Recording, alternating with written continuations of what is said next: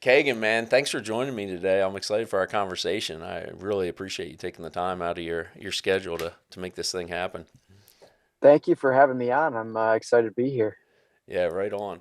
No, I will say of the 50 some shows we've done now, the one of the shows was with a pilot, and it just got really good feedback. I think somewhat because of the romanticized nature of the profession you come from, but Sure. also the skill set that really compounds and builds, and what you have to offer back to a community because of a unique experience being in a you know 1% or whatever it is type of profession.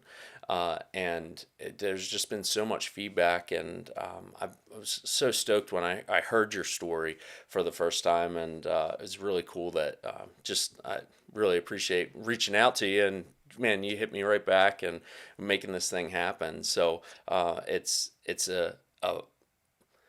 it's an amazing profession you come from, and then to whittle that down even more to your specific story, man. I can't wait for those that haven't been introduced to you to hear what you've been through, and now how you've just turned that into something I think that's going to impact anybody that's willing to connect. So, man, I appreciate it.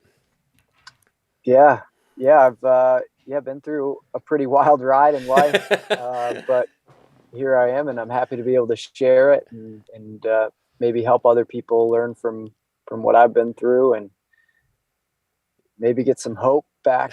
I know there's a lot of people out there struggling and going through tough times, and yeah, maybe this can help them get through something. At least that's what I hope. Absolutely. No, hope is an interesting thing. Since you brought it up, I teach a lot of folks about critical incidents and violence and the type of profession I come from. Hope is interesting because while we hear a lot about hope isn't a plan, I believe hope is very important. I think what it says to people when you're inserting it into the conversation is, having experienced something, I'm telling you that I can see the other side when maybe you can't if you're the one experiencing trauma. And by telling you that, hey, this is the process, these are the strategies, and in a genuine way, things are going to be okay. That is what hope provides, that allows you to get to a process of recovery or moving through a difficult experience. Maybe it's trauma, maybe it's a tragedy, maybe it's an act of evil, maybe it's just a difficult time in your life. So I really connect with with that word a lot, and I believe that's what podcast platforms, long form conversations have to offer, because we all experience life differently, but we're all built with to experience the similar emotion. Right. Right. Yeah. I really enjoy the podcast format and that we can really learn from somebody in a way you just couldn't really take away in a lot of traditional media formats where you get Yeah. 3 minutes to go over everything in your life and then interrupted by commercial breaks. So No this is doubt. uh this is about the best way to share experience, I really feel. Yeah, So we can absolutely. learn from each other. Yeah, right on, right on. Well, cool, man. Well, to set some context, I know as people are going to be seeing this, they're going to read through a little bit of the show notes, and they're going to see your picture out there if they haven't already, and realize that, hey, we're going to have a conversation here about a pretty cool career being a fighter pilot and the experience you have. But before we get there, would you give some context to the conversation about not only where you grew up, your childhood, but I always am curious as some of the influences, because for you to be at the place you are now, it's not just because you miraculously had an epiphany and this is what life is. There were building blocks, whether they're in the subconscious or not, through your childhood that allowed you to be living the resilient life you are at this moment. So I'm very curious to hear some of those influences, whether it's parents or mentors or what were Yeah, really poured absolutely. into you. Uh, so yeah, I was born in Tulsa, Oklahoma, and I don't really remember a whole lot from there.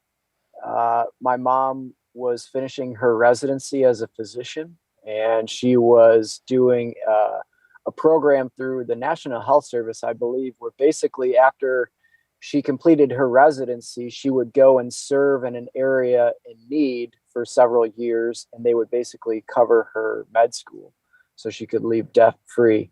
And Hmm. so as soon as she finished her residency in Oklahoma, we moved to southern Colorado, to a place called Alamosa. It's in the San Luis Valley. Basically, it's overlooked by the Southern Rockies. It's a beautiful spot, kind of deserty. And that's kind of where I first remember my childhood. I was freaking running around with my buddies. I had a little red Specialized Gremlin bicycle I was jumping off stuff with. Yeah. My buddy had a half pipe, so we were doing stupid stuff in there. And just grew up playing outside, getting bit by ants, getting stung by Chico bushes, which are like these really nasty little thorny bushes that grow in the valley there. Right on. My dad was a big time ultra endurance athlete. He was always doing Ironman and these mountain runs. He did some 50-mile run through the mountains. He did the Pikes Peak Marathon, which you Did he basically really? run Wow. up like I think it's like a 14,000 foot peak or something. So he was always doing some adventure. And a lot of the time he would throw me in a backpack or a little push cart and I was going along for the ride. And so I was fortunate to like be outside and have good role models in that way. And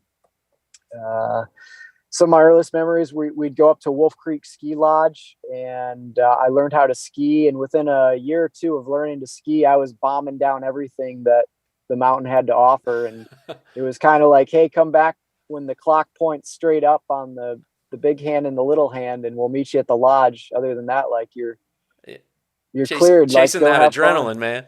So I was out, this Yeah. little tiny kid just bombing through the snow and the powder, and that was a great experience. We moved to northern Michigan when I was about 7 years old, and that's where both my parents were kind of from, or at least grew up. Okay. And that's where I grew up, is out in the woods in northern Michigan, learning to hunt and fish. And my fondest memories are out in the woods with my friend Max and playing, catching salmon with our bare hands, building fires, building little forts, building contraptions out of scrap wood and racing them down the big hill in front of our house. And just a lot of hands-on outdoorsy Okay. stuff helped me out. And Right on. I wasn't a big fan of traditional school. I did fine, but I was just always bored and hated being just stuck in a classroom, sitting at a desk, filling out worksheets with put my name on it and filling in Scantron bubbles. I hopped around to a variety of different schools as my Okay. parents tried to find somewhere I fit a little better. I ended up eventually at a farm school where a big part of our day was moving chicken pens and wrestling pigs and milking cows and goats. And we would learn about a culture like Asia, for example, and we would go outside and we would build a yurt like a Mongolian structure. We Wow. would cook the Okay. Man. food.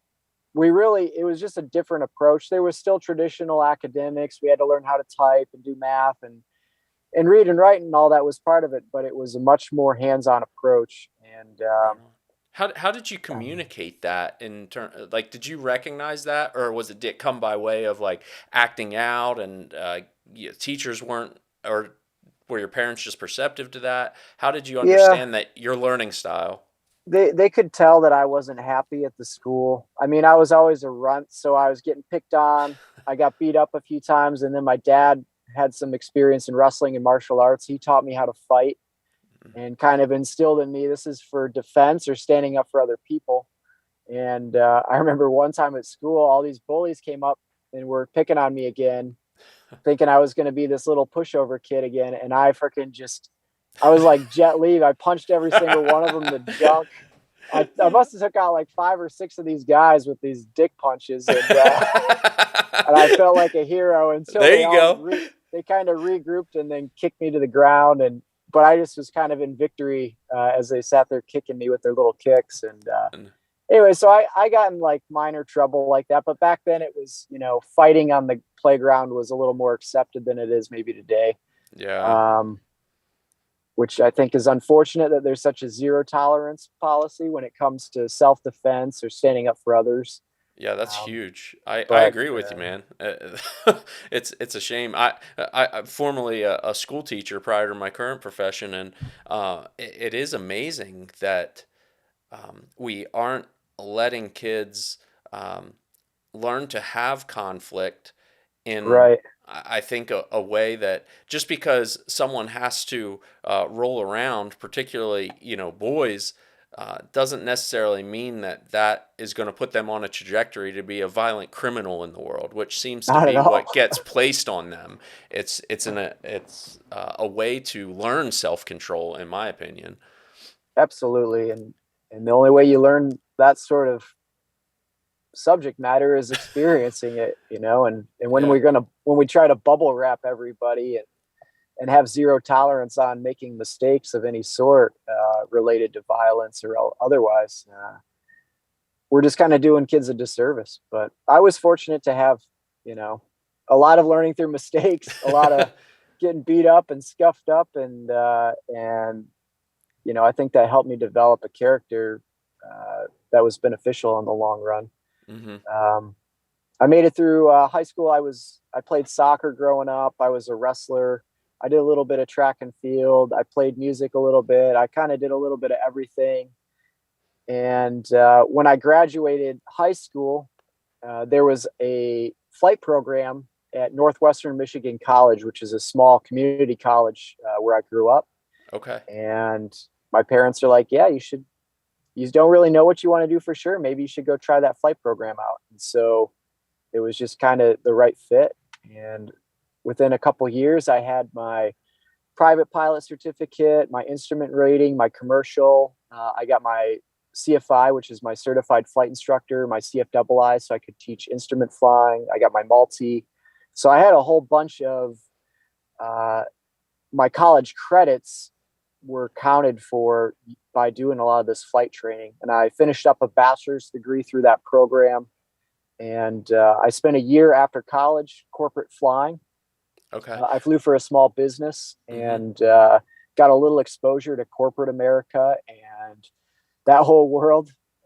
I worked for a privacy research and consulting firm, and so I got to be sort of a fly on the wall in some pretty interesting meetings. Okay. This is back in like 2007, 2008, and privacy was sort of this emerging topic, and so I really got to see some of these big tech companies how they were addressing privacy policies, uh, Was your and I didn't. trajectory was your trajectory to like go commercial mainline, or you just didn't know, or I mean, my dream when I was a kid was I was going to start my own charter business down in the Caribbean and fly people and go there you go. fly them around to like exotic islands on a little float plane and go on adventures. But that wasn't really financially beneficial.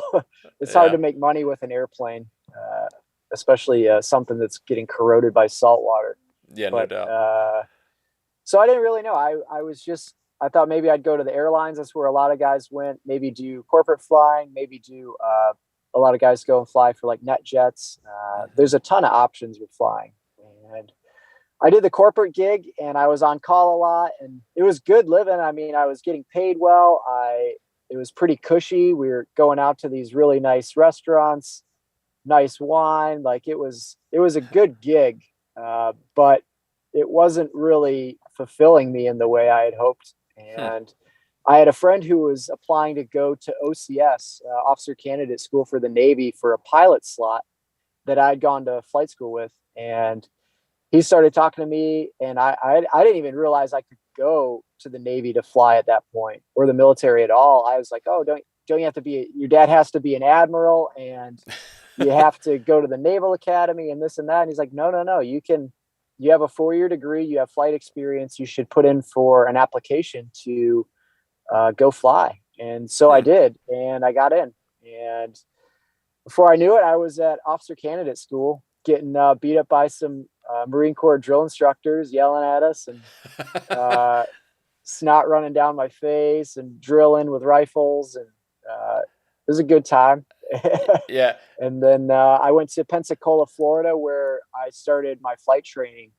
Um, there is called API, which is Aviation Pre-Flight Indoctrination. Hmm. And that's where you do about a month of ground school and a limited bit of survival training. Okay. That was unfortunately a lot of the water survival was shut down because that was right after a massive oil spill in the Gulf. Oh, okay. So everything was covered in tar balls and oil, and they didn't let us go out and do some of the fun water training. Okay. We did some of it in a pool. Like we had to swim around, we had to swim a mile in our flight suits and boots in the pool, Whew. which wasn't a big deal. But people who weren't comfortable in the water, Water. it was a challenge for them. Yeah, I imagine there were probably a couple guys who didn't mind missing out on some of that. Yeah, yeah. I actually couldn't believe how many people go in the Navy that don't know how to swim, but they teach you. Yeah, So, hey, there you go. uh, and then I did a while in Pensacola doing that initial training. That went Mhm. well. And then I went to VT-28, the Rangers, which is in Corpus Christi, Texas, for primary flight training. And that's where I flew the T-34 Charlie Turbo Mentor. It's like a small two-seat prop plane, but it has a nice big turbine engine on it. It's very high performance. It's fully aerobatic. And I spent the better part of a year there doing that initial training in the Turbo Mentor. Okay. And based on my scores in that flight training, my previous flight experience helped in a lot of ways. I mean, I already had like the speaking on the radio and the stick and rudder skills. Okay. Although I'd say the majority of people didn't have any flight training at all going into the program. In a way, it was a challenge because I already knew how to do a lot of things my way, but I had to erase my memory in some cases and relearn how to do things the Navy way, Yeah. which was its own challenge. But I did well in primary flight training, and I ended up selecting tailhook aircraft. Okay. And then I went to the centrifuge at NAS Lemoore, California, which is where they spin you around at high speed, Whew. and you pull a lot of G's, and you Okay. get to see how you can handle that before you continue in training. And luckily, I'm short, and I was pretty muscular build at the time, and that helped me a lot. Right on. The guys that tended to struggle were a lot leaner and taller, and they had a longer distance between their heart and their brain, so it was a lot harder to keep that blood up in their Okay. head.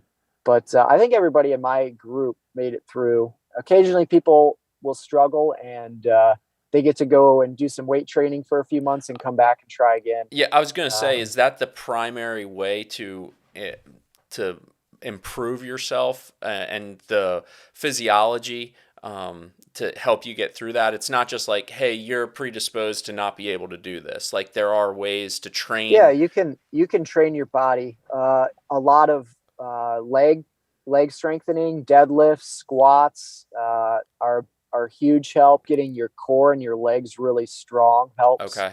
Um, I just just putting I on some start think muscle mass. Yeah, I start thinking like a lot of the competencies, even the experiences you had up until that point. Um, thinking about that 16 or 18-year-old, kid that's trying to, maybe do this and is even hearing a conversation like we're having, and what was like the day in day out of trying to prepare for all those exams and building the competencies to even get to the point you were right there? Was it, did everybody, no matter, necessarily your IQ or your ability, was it, coming home and you're just hitting books and you're studying a lot of math? What's kind of some of the competencies that you need in those stages to be successful? Yeah, so you don't have to be a super genius to be a pilot, but you do have to be able to multitask, do some task management, and some decision making. Hmm. And so, there were some really, really smart people, a lot smarter than I, going through flights training, guys with photographic memories that Hmm. could just read through stuff and they had it down. I wasn't that, so I had to spend, a lot of time studying and in the books and memorizing.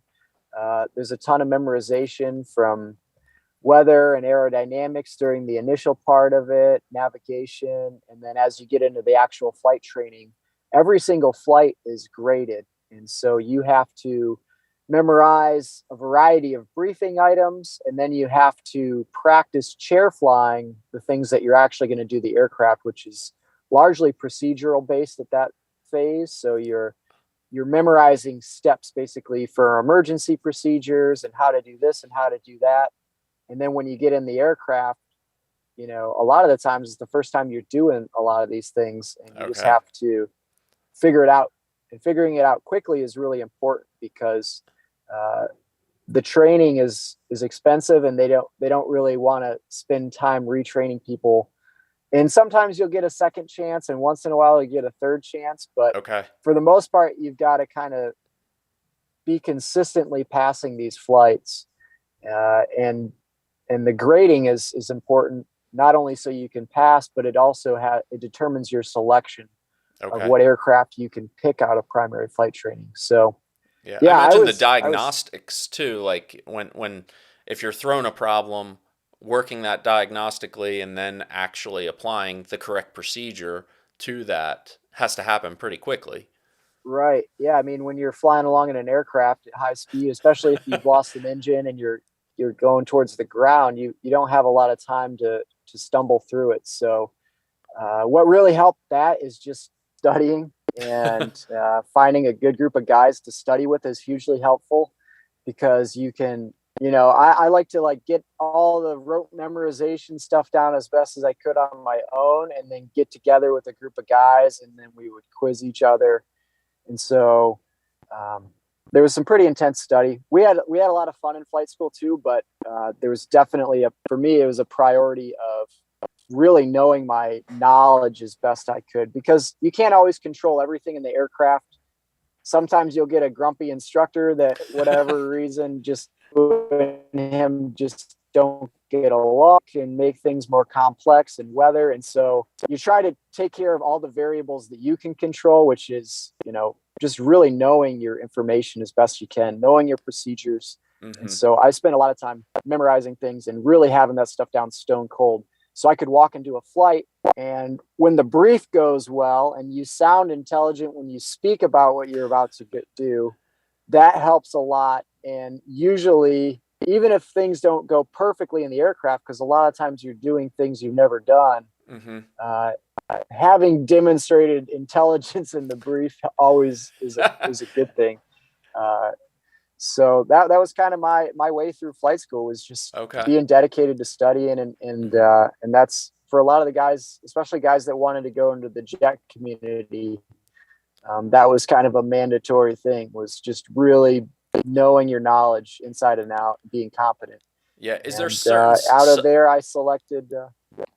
Oh, I'm go ahead. sorry. I was gonna say, is there certain subject matter to really focus on for that trajectory? Is it your math and sciences primarily, or is it? I mean, you said there, like, even communication skills are so important. There's a variety of skills you need to bring in. But as people are thinking about focusing on those skill sets and being able to Yeah, I move in mean, that direction. it's for going into the naval aviation pipeline, Yeah. you can be a very broad spectrum of backgrounds. I mean, we had music majors, we had electrical engineers, Okay. I was a business major. So as far as the math goes, there's nothing terribly complex with the math, but being able to do mental math well, just simple mental math, addition, subtraction, multiplication, Yeah. division, in like a practical sense, that's huge. That's probably the most beneficial math that you can know. Um, Having the ability to speak. So if you've, can take some public speaking courses in high school or college. But really, you're kind of a generalist. You have to Okay. kind of know a little bit about a lot of things, I feel, is the general. But an Right on. engineering background is probably ideal. A lot of guys would go and get an engineering degree to go into the community, and that helps you out, especially later on if you want to go into the test pilot community. Okay. Um, but again, you don't have to do that either. You can be in anything major and still get in, uh, but really at the end of the day, you still got to work your butt off and study hard, and absorb things quickly. And being a quick learner definitely is beneficial. And Right on. if you don't catch on quick enough to things, like, you don't have to know everything, but if you don't catch on pretty quick, unfortunately, a lot of guys wash out that just can't keep at the pace. But I did well in primary. Definitely my prior experience at that point was beneficial. I selected to go fly tailhook aircraft, which at Okay. that point I went to Kingsville, Texas, to VT-22, and that's where I flew the T-45 Charlie Goshawk, which is a single engine jet, and we call it the clown jet affectionately because it's painted up Okay. in orange and white. And there's oftentimes there'll be a clown show going on around the area because of just all these people learning to fly these little super fast, complex jets for the first time. The Right Navy on. does a really good job of condensing a ton of flight training into just a few hundred hours to get Okay. you through everything. Yeah. And so the first part of the training there in Kingsville was called intermediate, and that's where you learn the systems and emergency procedures for the Goshawk. You learn instrument flying. You Hmm. get to fly around a lot with this, they call it a bag over you. Okay. So it's like basically you're in the cockpit in the back, and there's just this big, it almost looks like a canvas bag over the canopy, so you can't see outside. And Huh. that's to train you to fly instruments in the jet without Okay. peeking outside or getting any reference for the ground. Now, is that And unique to that's the Navy, or is that a general training? so instrument flying is a integral part of really any sort of commercial or Navy or Air Force or wherever you go fly. Hmm. Once you get to a certain level, you have to be able to fly in the clouds and in the dark and in bad weather where you can't see outside. And so there's a number of ways to train you to do that. In civilian world, you usually just put on what are called foggles, which are just some glasses that are kind of foggy so that you can't Okay. really see out in front of you. But those people can kind of cheat with because you can put your head up and look Uh, underneath them. And so to make sure that you're not cheating, in the Goshawk, they put this bag over you, right on. which is not a whole lot of fun because it's usually like 120 degrees on the tarmac and you're just getting cooked in this sweaty little bag. Uh, but that all went good. You do some basic formation flying, and then after intermediate phase, you select your aircraft from there. And so you can Okay. select either, at the time, you could select E2C2 pipeline, which are prop planes that land on the aircraft carrier, which is actually probably the most difficult stick and rudder flying is Really? landing an E2 in the dark on an aircraft carrier in bad weather. Because I think they have HUDs now, but at the time, a lot of them didn't have a heads up display.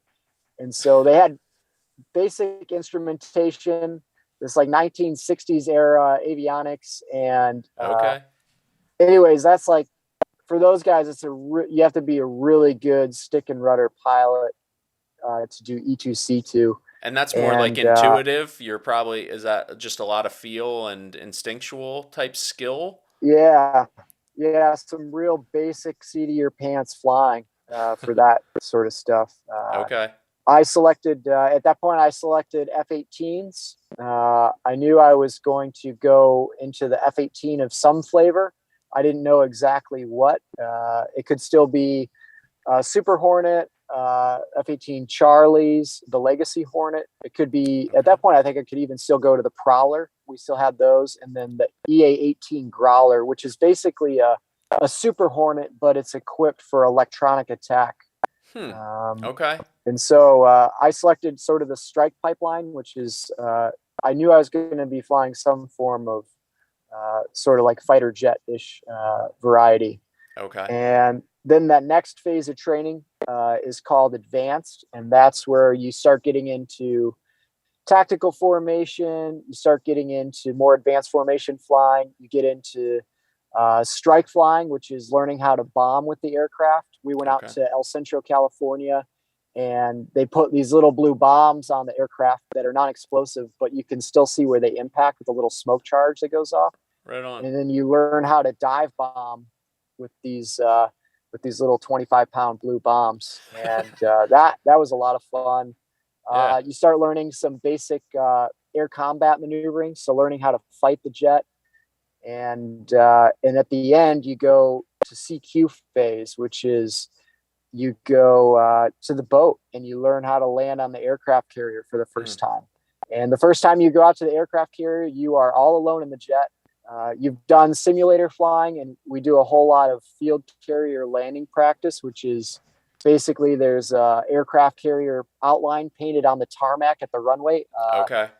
at NAS Kingsville, and you fly the Fresnel lens, which is this visual glide slope indicator. It's basically a little light, and depending on where you are, high or low coming down, it'll tell you based on where that ball is in reference to a datum line, which is like a green line of lights. So you can Okay. see if you're getting too high or getting too low, and you really have to practice maintaining a perfect airspeed and angle of attack, and then going through a variety of different weather conditions with turbulence and wind. It can really throw the jet around quite a bit. So we train that up, and then before you know it, you're overhead the aircraft carrier about to do it for real. And it's day CQ in the T-45, so you get to do it in daylight, fortunately, the first time Okay. you do it. And that went well. I qualified at the boat at CQ. I ended up winging in May of 2012 out of Kingsville. Right So on. at this point, I was a wing naval aviator. Mm-hmm. And then I knew I was going to go fly Super Hornets in Virginia Beach. But now I had to go through about a year-long intense training in the F-18. Okay. And there's no guarantees that you're going to make it through that. And that was actually, I thought, the most difficult training I had done. Was getting through the F-18 training syllabus. Okay. There's, the level of professionalism, the bar is very high. You have to speak intelligently, you have to sound good on the radio, and you have to perform. And you don't get many second chances there. And What's you're attrition being like? trained by um, so at OCS, I started with, I think, in my class alone, there was maybe 20 to 24 pilot candidates. Mm-hmm. By the time I got through API, there was maybe down to like 15 people getting cut at OCS and API. And then primary flight training, a handful more people got cut. So at this point, the people who've made it to the F-18 community, it's pretty minimal. Out of my whole class, it was basically me and one other guy in my Wow. OCS class that made it to F-18 training. Okay. And even there, usually a class will have a few people that don't make it through. So there's a lot of pressure to perform. It's pretty stressful, and there's a lot to know. They say it's like drinking out of a fire hose because there's just so much information. Yeah. You have to know all the procedures for the aircraft. You have to know all the systems inside and out, all your emergency procedures. You have to learn how to deal with complex emergencies, navigating all the basic parts of the flight. And then on top of that, you start getting into all the tactical side, which is even more complex and difficult. From the Super Hornet is, they call it the jack of all trades, master of none. So you have to be able to, one, land on an aircraft carrier day and night. You have to do strike missions, which is air to ground ordnance. So delivering in like a CAS scenario, close air support, which is probably in recent combat, that's been the biggest use of the Super Hornet, is providing air support to guys on the ground doing operations in the Middle East. And so that's a really crucial part. There's a huge variety of different weapons you have to learn, from the cannon or the gun on the aircraft. You have to learn how to use kind of conventional bombing means like dive bombing. And then there's a whole variety of smart weapons that you learn. And then after you go through the transition phase where you learn the jet and the emergency procedures, you go through a strike phase where you learn how to do all the air to ground components of it, everything from basic dive bombing all the way up to high threat CAS. And then if you make it through all that, you go into the air combat phase, or fighter phase, as they call it. Okay. So we also, in the F-18, you do the strike missions, but you also have to do the fighter missions, which is fighting other aircraft. One, there's the long range component of that, where you're doing these long range intercepts with missiles at far beyond the range that you can see other people using radar. Okay. And then you have the air combat maneuvering or dogfighting. So that's fighting other jets that you can see within a few miles, which is a whole lot of fun. It's a lot I of, can imagine. it's kind of the ultimate test of piloting skill in a lot of ways, because you have to be able to maneuver the jet. You're under high G, and you have to be able to think. So it's sort of like it's like being in a wrestling match, playing jazz piano, driving in traffic, and talking on the phone at the same time. So there's a lot going on, Yeah. And then once you finish all of that, the transition phase, strike phase, fighter phase, and then you go into CQ, which is carrier qualifications, and you do the Okay. daytime, but you also have to do night CQ in the Super Hornet, and so that's What's that like? that's just a whole different level. That's I think that's probably one of the most challenging things you can do with an aircraft as far as piloting abilities. Okay. It's the first time I did it, we were out in the middle of the ocean. It's dark. You walk out onto the flight line and you can't see your hand in front of your face. It's just the darkness out in the middle of the ocean on an overcast night is like being inside a cave. There's just no ambient light whatsoever. And just walking out to the jet is pretty hair raising, because there's helicopters turning and props turning and jets running and catapults shooting off, and it's just it's a pretty hazardous environment.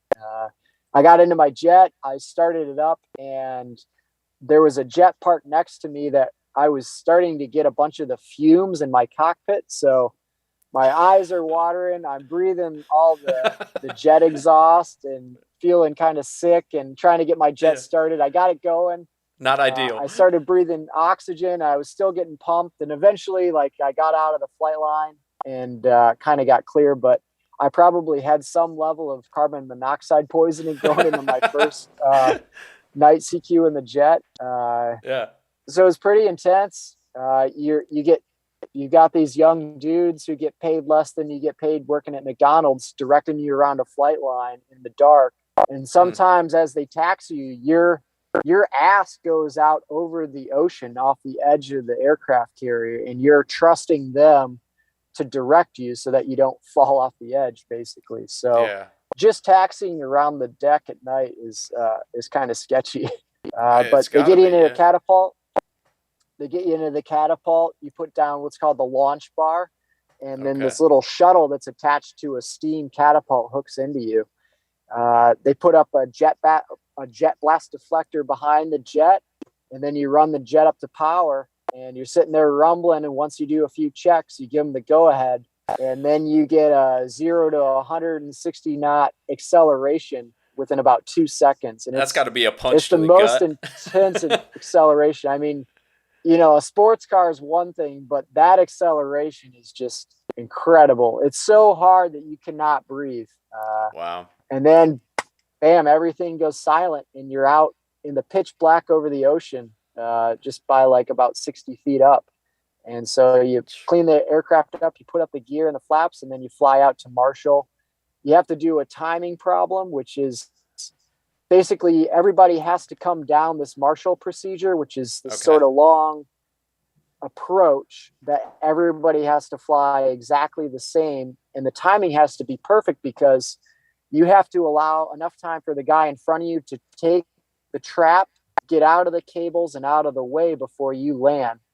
And you don't want to be too close to them, because you'll potentially hit them, and you don't want to be too far back, because you'll just hold up the guy behind you. And so you have to be extremely precise. And so that's where the sort of mental math comes in, is you have to do these. Now, are they giving you those? Are they giving you those parameters each time that you're taking off, and you're doing that mental math, depending on how many jets are up and aircraft are coming in? In terms so they'll basically, they give you a radial. So they give you a location based off a navigation aid that's on the aircraft carrier. Then they give you an altitude, and they give you a time that you have to commence your approach. Wow. And wherever you're at, when you get that, you have to figure out how to get to that spot in the air and cross that in the right configuration at the right time. And And you better so be right. there's some techniques to it, and it involves some mental math and practice, but we do a lot of that in the simulator ahead of time so that you're fairly comfortable Good. doing it. Then you fly this, it's basically an instrument approach. You're flying your instruments. You don't really have any reference outside whatsoever. So all that training under the bag and the goshawk comes in. And now you're in bad weather in the dark, and it's bumpy, and you can hear the rain pelting against the canopy, and it's, you're bringing it down, and you don't want to screw it up because you'll screw up the guy behind you or the guy in front of you. So you're configuring the jet at a perfect time and getting the flaps down and the gear down and getting on speed.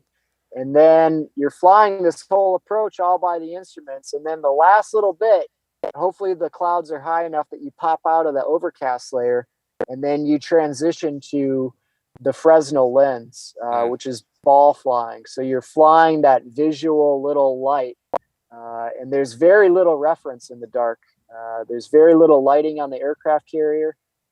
So it really just looks like a little firefly out as soon as you see it. And then you've got about 15 seconds where you transition from that instrument flying now to just seat of your pants and then looking at that Fresnel lens. And as you're coming in close, everything can feel really nice and look on glide slope and look like everything's good. And then you get hit by the burble, which is this kind of the wind that's coming off the tower on the aircraft carrier creates a lot of turbulence. And so that'll hit you just a few seconds before you land. And that can oftentimes make you drop. It can make you burble up. It can kind of just randomly swat you around. And so you're really got to be focused on the stick and rudder and controlling your throttles for those last seconds of flight, because it can go from you looking like everything's great to running in the back of the aircraft carrier in just a few seconds with very little warning. So you don't want to run in the back of the aircraft carrier, and you also don't want to miss all the wires and not land. And my first time landing at night, I was, just pretty pumped up, and I just gave it just a little bit too much power right before I touched down. And just by moving the throttle a few millimeters in the wrong direction at the wrong time, I missed the wires. And so what's called bolter, which is I touched down, but my hook didn't catch a wire. And so I went back up into the pattern, went back around the pattern. I got a few more shots at it, and sort of the same things kept happening. I was just giving it just a little too much, just a little bit too much nerve, maybe going on. And unfortunately, I DQ'd my first night, so I didn't qualify. I had to fly a bingo profile back to NAS Oceana. And I kind of knew at that point I didn't make it happen that time. But DQ in the carrier qualification phase is pretty common. But fortunately, I got a second chance at it. And I went back, and my second time I qualified at night. Right on. And at this point, I had been at VFA 106 at NAS Oceana doing that training for about a year. And I graduated, and that's when I picked up my first fleet squadron. And so I went to VFA 143, the Pukin Dogs, which are out at Oceana as well. We were attached to the Eisenhower CVN 69, I believe. And that was CAG 7, Carrier Air Group 7. So I was finally, I was already a winged aviator. I did a whole year of the training in F-18, and I had made it to the fleet. So this is like where I had been working to get for so long. Yeah. And then you show up there and you realize you really don't know anything yet. And the studying and the hard work has just begun. I'm sure there's a couple guys that'll let you know that too when you arrive. I'm sure there's some inner dynamics going on amongst your peers. Yeah, you get a pretty thick skin going through all of that. And you learn how to take it, and you learn how to, make mistakes and not beat yourself up too much, but always holding yourself to a high standard. And you got a lot of type A personalities with oftentimes OCD tendencies. So you got to know your shit, and you've got to,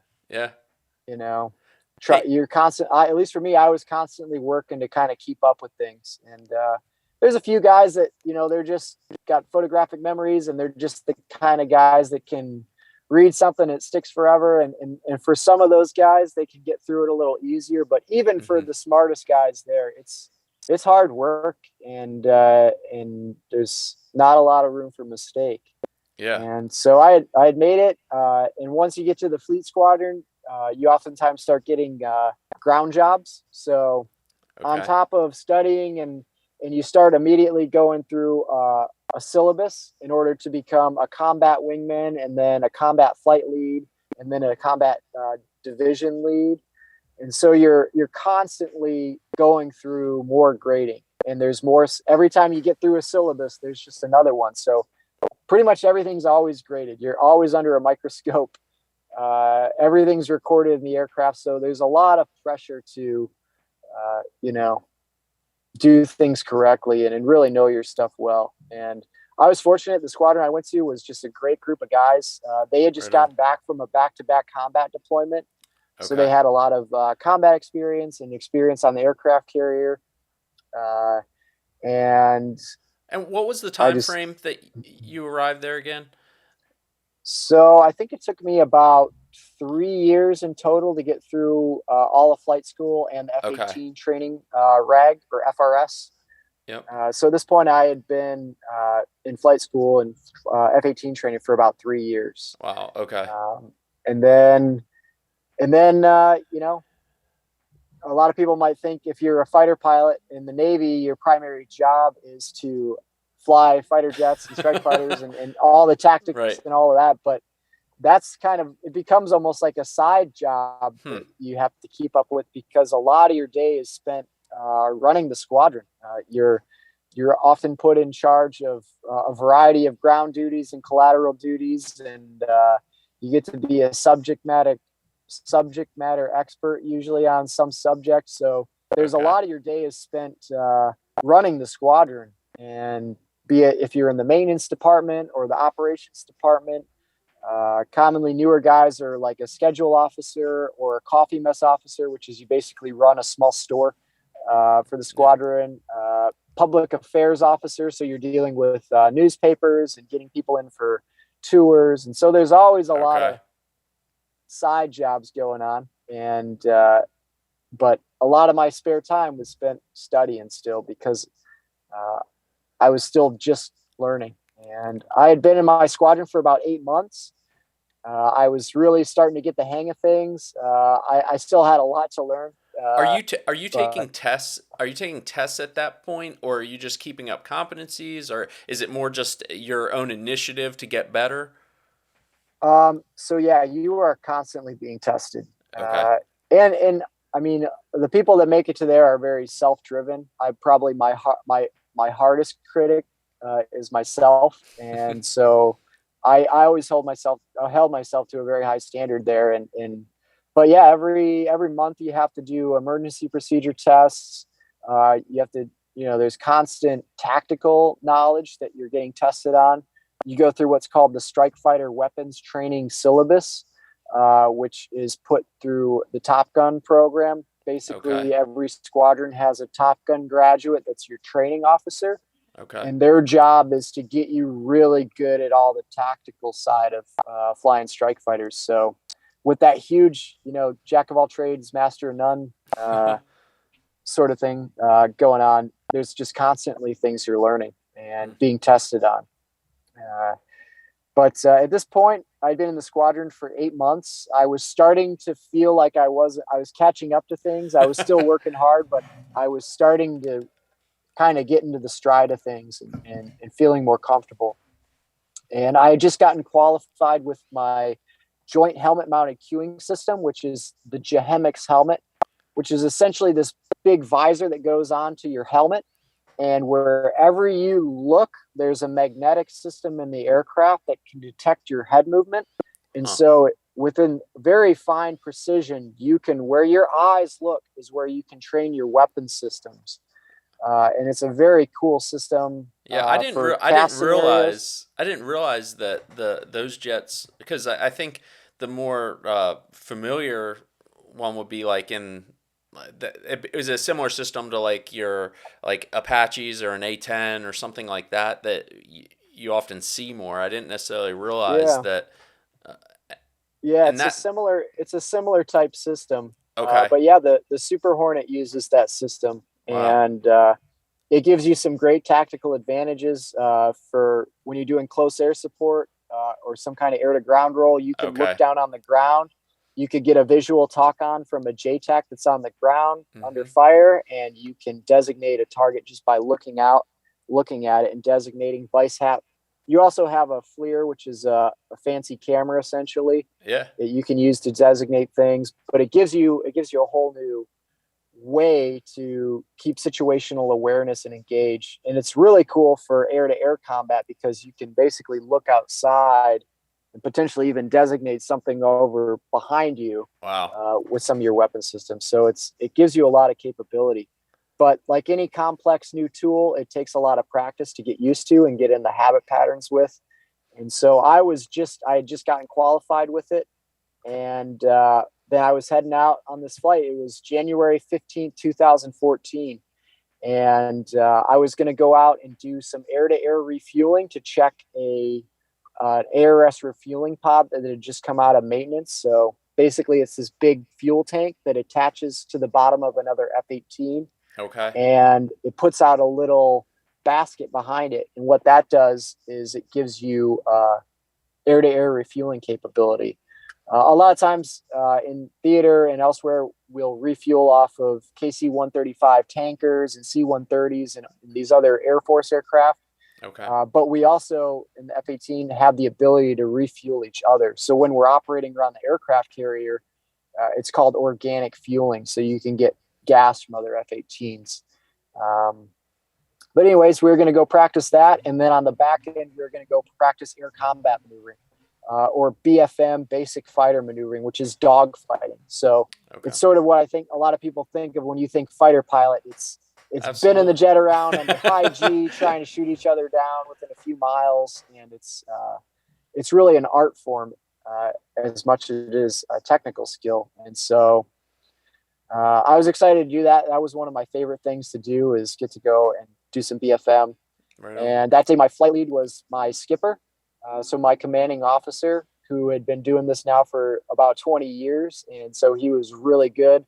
He was a Top Gun graduate. He was tactically proficient and really good at his job.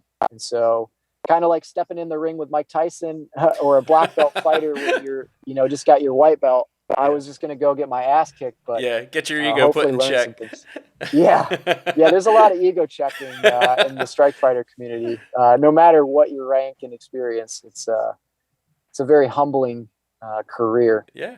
But so I got all dressed up in my G suit and my harness and all my flight gear. I had my Jehemix helmet, which is, I think they said it runs about $250,000 or so for the Jehemix helmet. So you really don't want to drop it when you're putting it on. I can imagine that. But everything went kind of as planned. We got out to the working area. We were about 50 to 100 miles offshore NAS Oceana. That day we were operating off of the shore by aircraft carrier. And we set up in the area. A friend in the squadron, call sign Hipster, was flying the tanker jet. So he had one of our squadron F-18s with that ARS refueling pod on it. Mm-hmm. And the skipper and I set up in position, and I did a few plugs off of his jet, which is basically you put out a small fuel probe that's on the nose of the aircraft, and then you very carefully maneuver the jet up behind the other jet where this basket is just floating. And you try to get that little probe into the basket without ripping it off or running the other jet. And That's a heck of a report if you screw that up, I can imagine. Yeah, people do it. Fortunately, tanking off another F-18 is relatively easy. The KC 135, or what we call the Iron Maiden, is a much more difficult aircraft to tank off of. And those very commonly will rip off people's fuel probes or do damage to the aircraft if you screw it up. But that day went well. Behind the jet, got some fuel. Everything was good. Hipster started heading back, and then the skipper and I set up. He was in his jet, I was in mine, and we set up for dogfighting or BFM. And we set up. We did several sets of it, which is sort of like if you were to do some sort of martial art, jujitsu, for example. Yeah. You basically fight until somebody's pinned or tapped out, or you're just not going anywhere, and then you reset and you do it again. And so we had done maybe 4 or 5 sets, and it was expected. The skipper was just kicking my ass, but I was getting a lot of practice using that Gehemix helmet Yeah. and trying to engage him with that new piece of kit and get used to it. And you really have to get to where the jet and the equipment are something you're not even thinking about anymore, so that they kind of become part of you, and so that your brain is freed up to maneuver the aircraft and then think tactically. And so I was in the process of developing that, which I think is a long process, but everything had gone well, other than me getting my ass kicked as expected. And we set up for our last set for the day. And so we were almost out of fuel. We had hit Joker fuel, which means we had just enough fuel to finish one more short fight with each other. Reset the bingo bugs down to bingo fuel, which is the no shit. That means you got to start heading home gas. We set up a little lower and a little faster than we typically do, but not a big deal, really. I should have been able to deal with that no problem. We were abeam each other by about a mile, and then the skipper called 3, 2, 1, fights on. I went to afterburner. I pitched my jet in, and at this point, shit starts going real fast. The jet's got afterburner going. I'm pulling as much G as I can to max perform the jet. So I'm pulling about 7.5 Gs. And what 7.5 Gs does to your body is essentially, say my head with that Gehemix helmet on top weigh about 20 pounds when I'm sitting at 1 G on the ground. Okay. Well, when you're pulling 7.5 Gs, which is 7.5 times the force of gravity, now that 20 pounds, multiply that by about 8 for rough math. So I basically have about 160 pounds on my shoulders that my neck is supporting as I'm looking outside the aircraft and turning my head around and trying to look behind me and upward. And so it feels like there's a full-size human being on your head crushing. Some people say it's like you're getting sat on by an elephant because all of your body just feels like it's getting squished into the seat. And all that's all happening. You have to fly the jet, maneuver the jet, operate weapon systems, defensive systems, and then try to think tactically and try to be proactive and ahead of what the other guy's doing based on what they're doing with the jet. So there's a lot going on. Yeah. Within a few seconds, we came to the merge, which is where we shoot by each other really close, kind of like medieval knights jousting near the speed of sound. And as we fly by each other, I was about 30 degrees nose low with my jet, which is slightly inverted. So I was upside down and kind of pointed downward. And I made the decision in a split second to maneuver the jet nose low in what would be called like a split S maneuver. Okay. Which is basically I rolled the jet upside down completely, and then I pulled the stick into my lap, which basically pointed my jet down at the ocean. And my intention was I was going to dive downward at the ocean, get a visual acquisition of the other guy again, and then try to shoot him. He had gone nose up, which was the more intelligent decision from where we were at. And as I went nose low, within a few seconds, I'm basically pointed straight at the water, and the jet had accelerated so much that I hit what's called the G bucket. And I was a little bit distracted using that Gehemix helmet and trying to shoot the skipper for pretend. And I didn't realize how fast I had gotten or how low I had gotten at the merge. So I was lower and a lot faster than I thought I was. Okay. And as I came through the bottom of this turn, that G limiter kicked in. And so I went from a 7.5 G pull down to about a 4 G pull. And so when you lose that much performance on the jet, you can think of it like going around a sharp corner in a sports car and then having the steering wheel kick back halfway.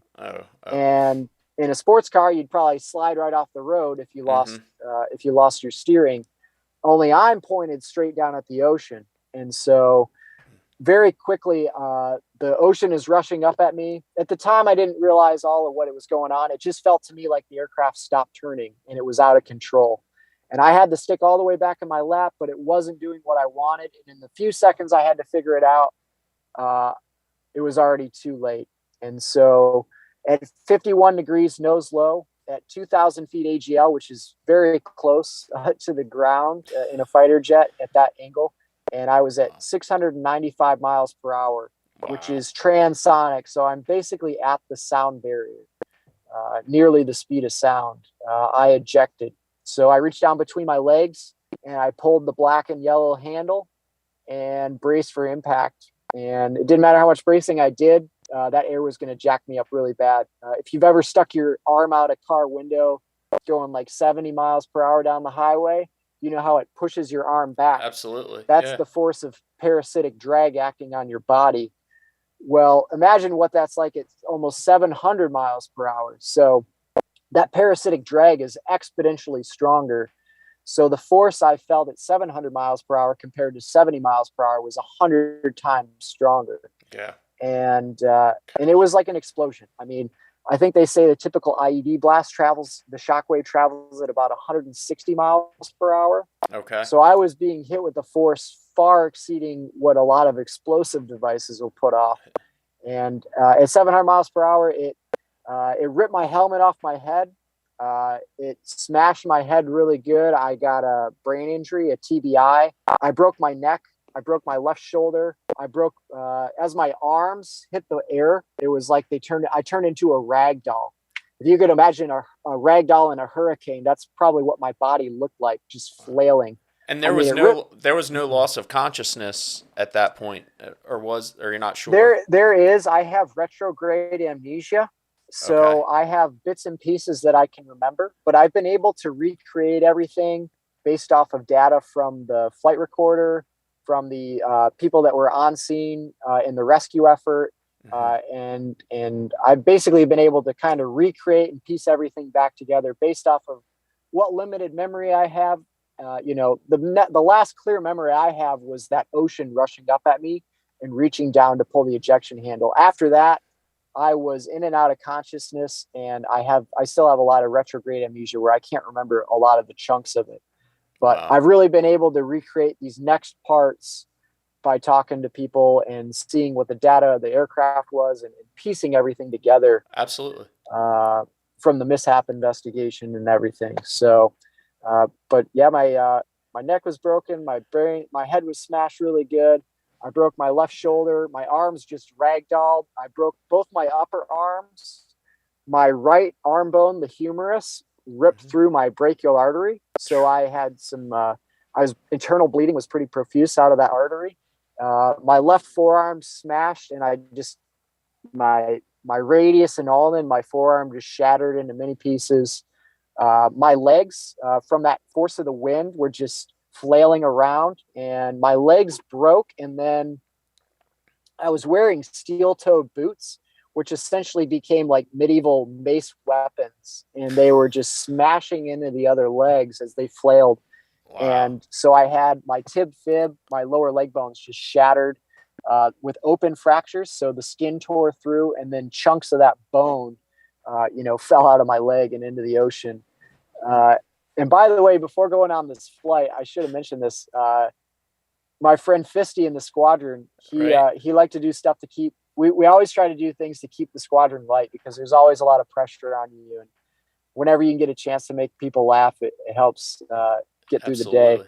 I get And that. so he had put up on the whiteboard behind the duty desk in the squadron ready room where we kind of get ready to fly, Yep. uh, the shark tracker. And so he had all the airspace that we were using for the day. And then using a shark tracker app that you can get on your phone, he found all the positions of the nearby sharks that are Okay. GPS tagged for research. Yep. And there was a 16-foot, 3,500-pound great white shark named Mary Lee directly underneath where I had now Sure. We ejected. we have Herkers right up and down the coast where I live, right here in Maryland. Yeah. So yeah, I know exactly the one you're talking about. We often get it on the news reports that she's out there.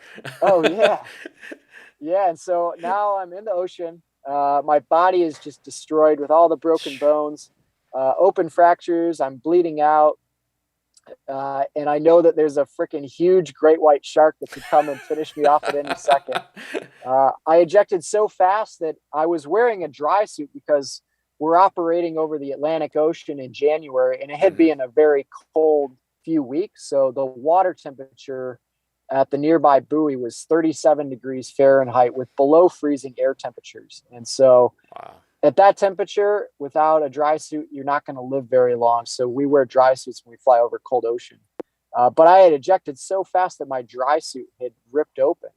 The cuffs on the neck and the arms had just shredded. I had ejected so fast, not only did it rip off my helmet, but it ripped a lot of the survival gear off of my vest. Okay. Um, and so now I'm just tattered. That dry suit very quickly filled up with cold ocean water. And if you've ever been in water below about 50 degrees Fahrenheit, it starts to feel like pins and needles on your skin. Yep. And when your head goes underneath it, it feels like brain freeze. It's just so cold. Uh, the parachute saved my life, and it kept me from dying on impact with the ocean. I ejected within a couple seconds of impacting the ocean, so that parachute opened just in the nick of time, just to slow me enough before I crashed into the water. Okay. And they believe that some of my injuries could have also been from impact with the water. But once I was in, the parachute that had just saved my life sunk under the ocean. And we have a system called the Seawers, which are these small saltwater activated explosives that connect our parachute riser to our harness.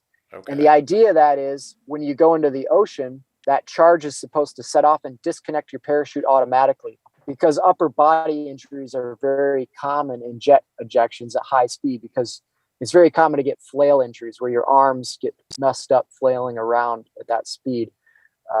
And so, anyways, that system malfunctioned. One of the Seawers went off, but it didn't disconnect, and then the other one didn't even fire. So the parachute that had just saved my life now was getting pulled under the rough ocean currents and pulling me under. And with no ability to swim against it, I was just at the mercy of the ocean. Wow. And so in the meantime, my skipper in his jet, he saw my parachute. He saw where I went down. He assumed the on-scene commander and started coordinating a rescue effort. He could see my little tiny dark head bobbing around the ocean, luckily. He said I was surrounded by this sort of film of fuel. The jet impacted the water so quickly that there was no explosion. It just kind of vaporized Wow. and went into a million pieces. But the only remnants that were really left was just a little bit of fuel that you could see on the surface of the water, kind of that rainbow shimmer to it. And anyways, he was able to get my position.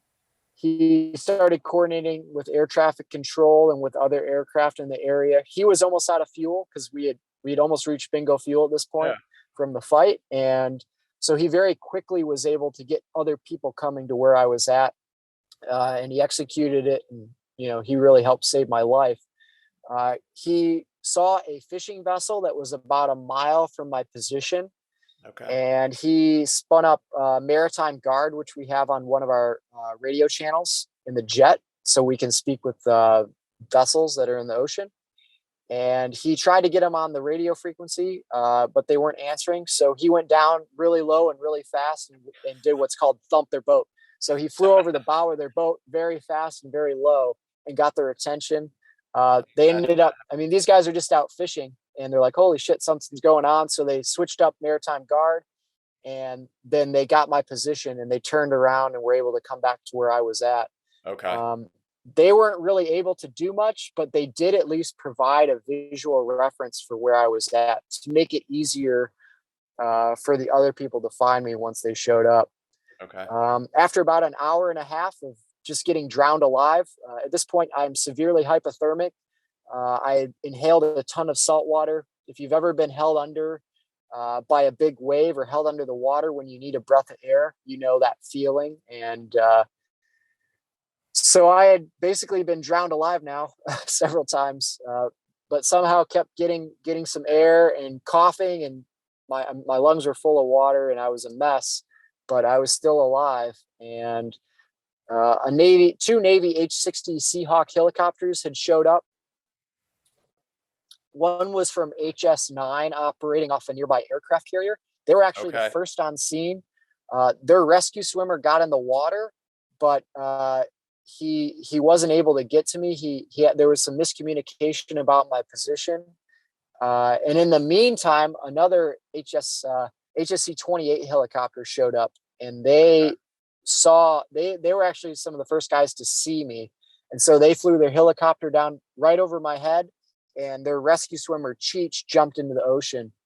once he got in, he said he'd done training in the pool, where you look underwater and you're getting pulled under by somebody and you can see the bottom of the pool, so it's not as scary. But Right. he clipped into my titanium D-ring that's on my harness. Right. And he said that parachute was so strong, it just yanked both of us deep underwater. And so we're basically just getting pulled down underwater, and he's looking, and he has a mask so he can see. He said he looked down and it was just this tangle of parachute cords on me, this parachute getting pulled under by the current, and then just this dark, deep blue abyss with no bottom. And Wow. so he's like, he was ready for it, Just but for him to it keep was his a little wits different. about him. Yeah. And he kept his cool. He got out a knife. He was able to cut me from all that paracord, get us back to the surface. And actually, just the week prior to my mishap, a Navy H-53 Sea Dragon helicopter had gone down in almost this exact same area. And while I think everybody, for the most part, survived the initial crash, the policy at the time was to put everybody onto a backboard before lifting them into the helicopter in case they Oh, had spinal injuries. And that made sense. However, it took a long time to do that and get all the crew members on a backboard into the helicopter. And in that time, unfortunately, almost everybody in that crash died from hypothermia. And so that wow. was Cheech's rescue the week prior. So he's coming off what was basically like the worst week possible, where almost everybody in his rescue didn't make it. But he at least learned from that and made a different decision with me. And despite the policy, he was like, well, if he dies from hypothermia, it doesn't matter how his spine is. So he ended up just hooking me up and taking me out Wow. without a backboard, Yeah. What a, and got me going up the line, and I'm swinging around and spinning, and there's the prop wash splashing down on you. It's pretty violent just going up that line into the helicopter. But they got me into the helicopter, and they got headed towards Norfolk General, which is a level 1 trauma center in Norfolk, Virginia. And on the way, they said it was maybe a 30 or 45-minute flight, but to the guys in the back with me, they said it seemed like it was like 5 hours, it had to. because the whole ride I was just in and out of consciousness. I would basically code. I was dying. They would sternum rub. They would wake me up. They would get me back to, have me there. I would sit up. I was yelling. I was completely out of it at this point. I was just yelling, help me, help, help, help, and flailing around. They would constrain me, and then I would just black back out. And that kind of continued the whole flight. But they eventually got me to the helicopter pad at the hospital. And there's some news footage of me getting wheeled out. I'm sitting up on the gurney and yelling and laying back, sitting up. They said my arm fell off the side of the gurney. And when my forearm came off, it just flopped in half right in the middle of my forearm, where the two bones were broken. And it looked very unnatural, to say the least. Yeah. I mean, Uh, but they got me into the hospital. And fortunately, they had the dream team on. I mean, they had some of the best surgeons in the world all on the same shift. And they were, they acted very quickly. First, they treated me for hypothermia. My core body temperature when they got me to the hospital. So at this point, I had already been warmed up on the helicopter for a little bit. So my core body temperature had risen some, but my core body temperature was still 87 degrees Fahrenheit at wow. that point. So I should have been dead from the hypothermia, but had my dry suit not shredded open and it functioned properly, they said I would have bled to death in my dry suit way before they got there. That cold water actually constricted the blood from my extremities and kept me from bleeding out. Crazy. But they treated me for hypothermia. They were pumping water out of my lungs. I had to have blood transfusions. I had lost a ton of blood. And once they got me somewhat stable, they put me into an induced coma. And over the next week, I underwent over a dozen surgeries. They performed fasciotomies on all 4 extremities. I mean, not that long ago, I would have been a quadriplegic, best case scenario. But with compartment syndrome, in the past, they would basically just amputate. Yeah. But nowadays, with fasciotomies and modern trauma surgeries, they're able to open those compartments up. So I got some really sweet scars from all that, where they basically sliced me open Yeah. to relieve that pressure so the blood could circulate. Yep. They rebuilt my skeleton with titanium rods and screws and steel plates. So now my X-ray, I look like Wolverine, with all the metal in my bones. But they got me through all that, a bunch of surgeries. At this point, my squadron mates and my family were at the hospital. And after that week, uh, they transferred me to Naval Hospital Portsmouth, and I remained in a coma for another week, where it was like they didn't know if I was just going to be a vegetable, if I survived at all, or what was going to happen. And so my squadron mates and my friends are in the waiting room, and it was kind of depressing, and people were just didn't know if I was going to make it. Yeah. And then one of the guys in my squadron, Basil, he kind of piped up and he goes, "He's a scrappy motherfucker. He'll be all right." And it kind of helped lift the mood. And Yeah. that's how I got my call sign. Is they took scrappy motherfucker and they shortened it to Smurf, sort of a makeshift acronym. And So because you it's were the flying all this time with no call sign. so you get a call sign in flight school, Uh, and so you kind of get these call signs. But I had showed up my squadron, and I had the big ears, small mouth mentality of like just kind of bad keep thing. quiet and play. Don't be noticed, just do your job. Yep. And so they didn't really have any good call signs. A lot of the guys that I had joined with at this point, I mean, I wasn't the newest guy in the squadron anymore. We had three or four newer guys than me, and a lot of those guys were already getting call signs, but I hadn't gotten one yet because I just hadn't done anything. And actually, right before this flight, Basil, that same guy that came up with Scrappy Motherfucker, Yeah. he was like, "Hey, man, you just haven't done anything stupid enough to earn a call Ah, sign yet." And so then, it's his so fault. sure enough, yeah, he jinxed me. But so because it's the Navy, they have to have a politically correct cover Oh, story for sure. call signs. So uh, Smurf is technically, oh, well, in the eyes of the Navy, is because I'm a short guy who turned blue from hypothermia.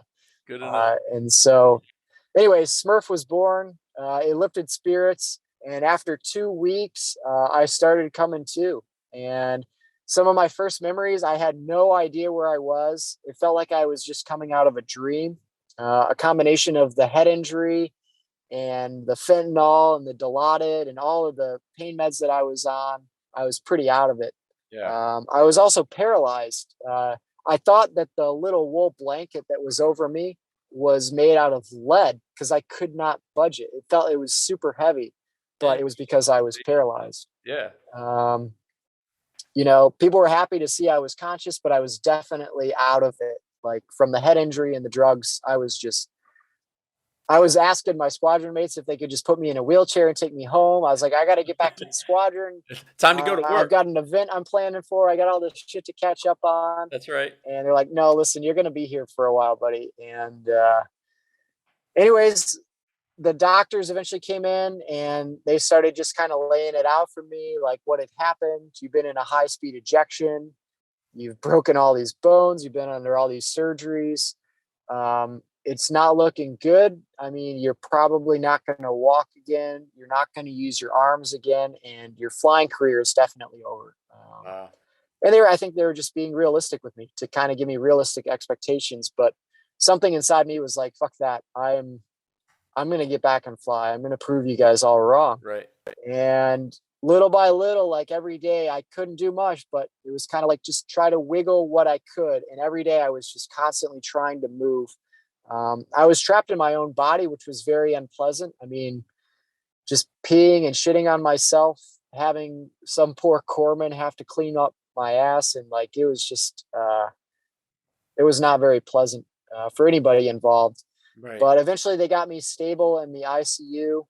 And then they transferred me by ambulance down to a polytrauma center at Richmond VA Hospital in Okay. Richmond, Virginia. And that is a unit that specialized in rehabilitation for guys who had a variety of complex injuries. And so there were a What were bunch of, their there was a, What were their goals for you when you got there? I mean, they wanted me to try to get back as much function as I could. They wanted me to try to get some use of my hands. I mean, I was under every kind of therapy known to man. I was doing speech therapy and vision therapy, occupational therapy, kinesiotherapy, physical therapy. So they really were coming at it from every direction to Yeah. try to get what I could working again. And, I really was dedicated to staying at it and trying, and I was really wanted to get better. There were a lot of just really incredible human beings there. Their staff was like all really wanted to be there and help. And then a lot of the other military members that found themselves, a lot of them were guys that have been hit with IEDs or RPGs in the Middle East that had been flown back. There was an EOD from the SEAL teams. He had an accident with his parachute didn't open, and he fell like several hundreds of feet with a non-functional parachute and just shattered his legs and his hip and did a bunch of organ damage. There's a guy there who was just a vegetable after he had bought a motorcycle and basically got T-boned at an intersection that he had a right of way in. So there were all these guys with very complex injuries. Yeah. A lot of spinal cord patients, guys in wheelchairs. Anyways, though, we had good staff there, and every day it was just all day, every day, just trying to get better. And at this point, I still didn't fully realize what had happened to me. I was still out of it between the drugs and the head injury, trying to understand what was going on. But little by little, I was getting a little bit of function. And one of the first things I actually got was I could use my pinky and my ring finger on my left hand. And Interesting. so little by little, I was able to relearn how to brush my teeth and do all of the basic cleaning things with just those two fingers. And at that point, this had been probably a good month and a half. They're like, "Hey, that's awesome. That's more than we thought you were going to get."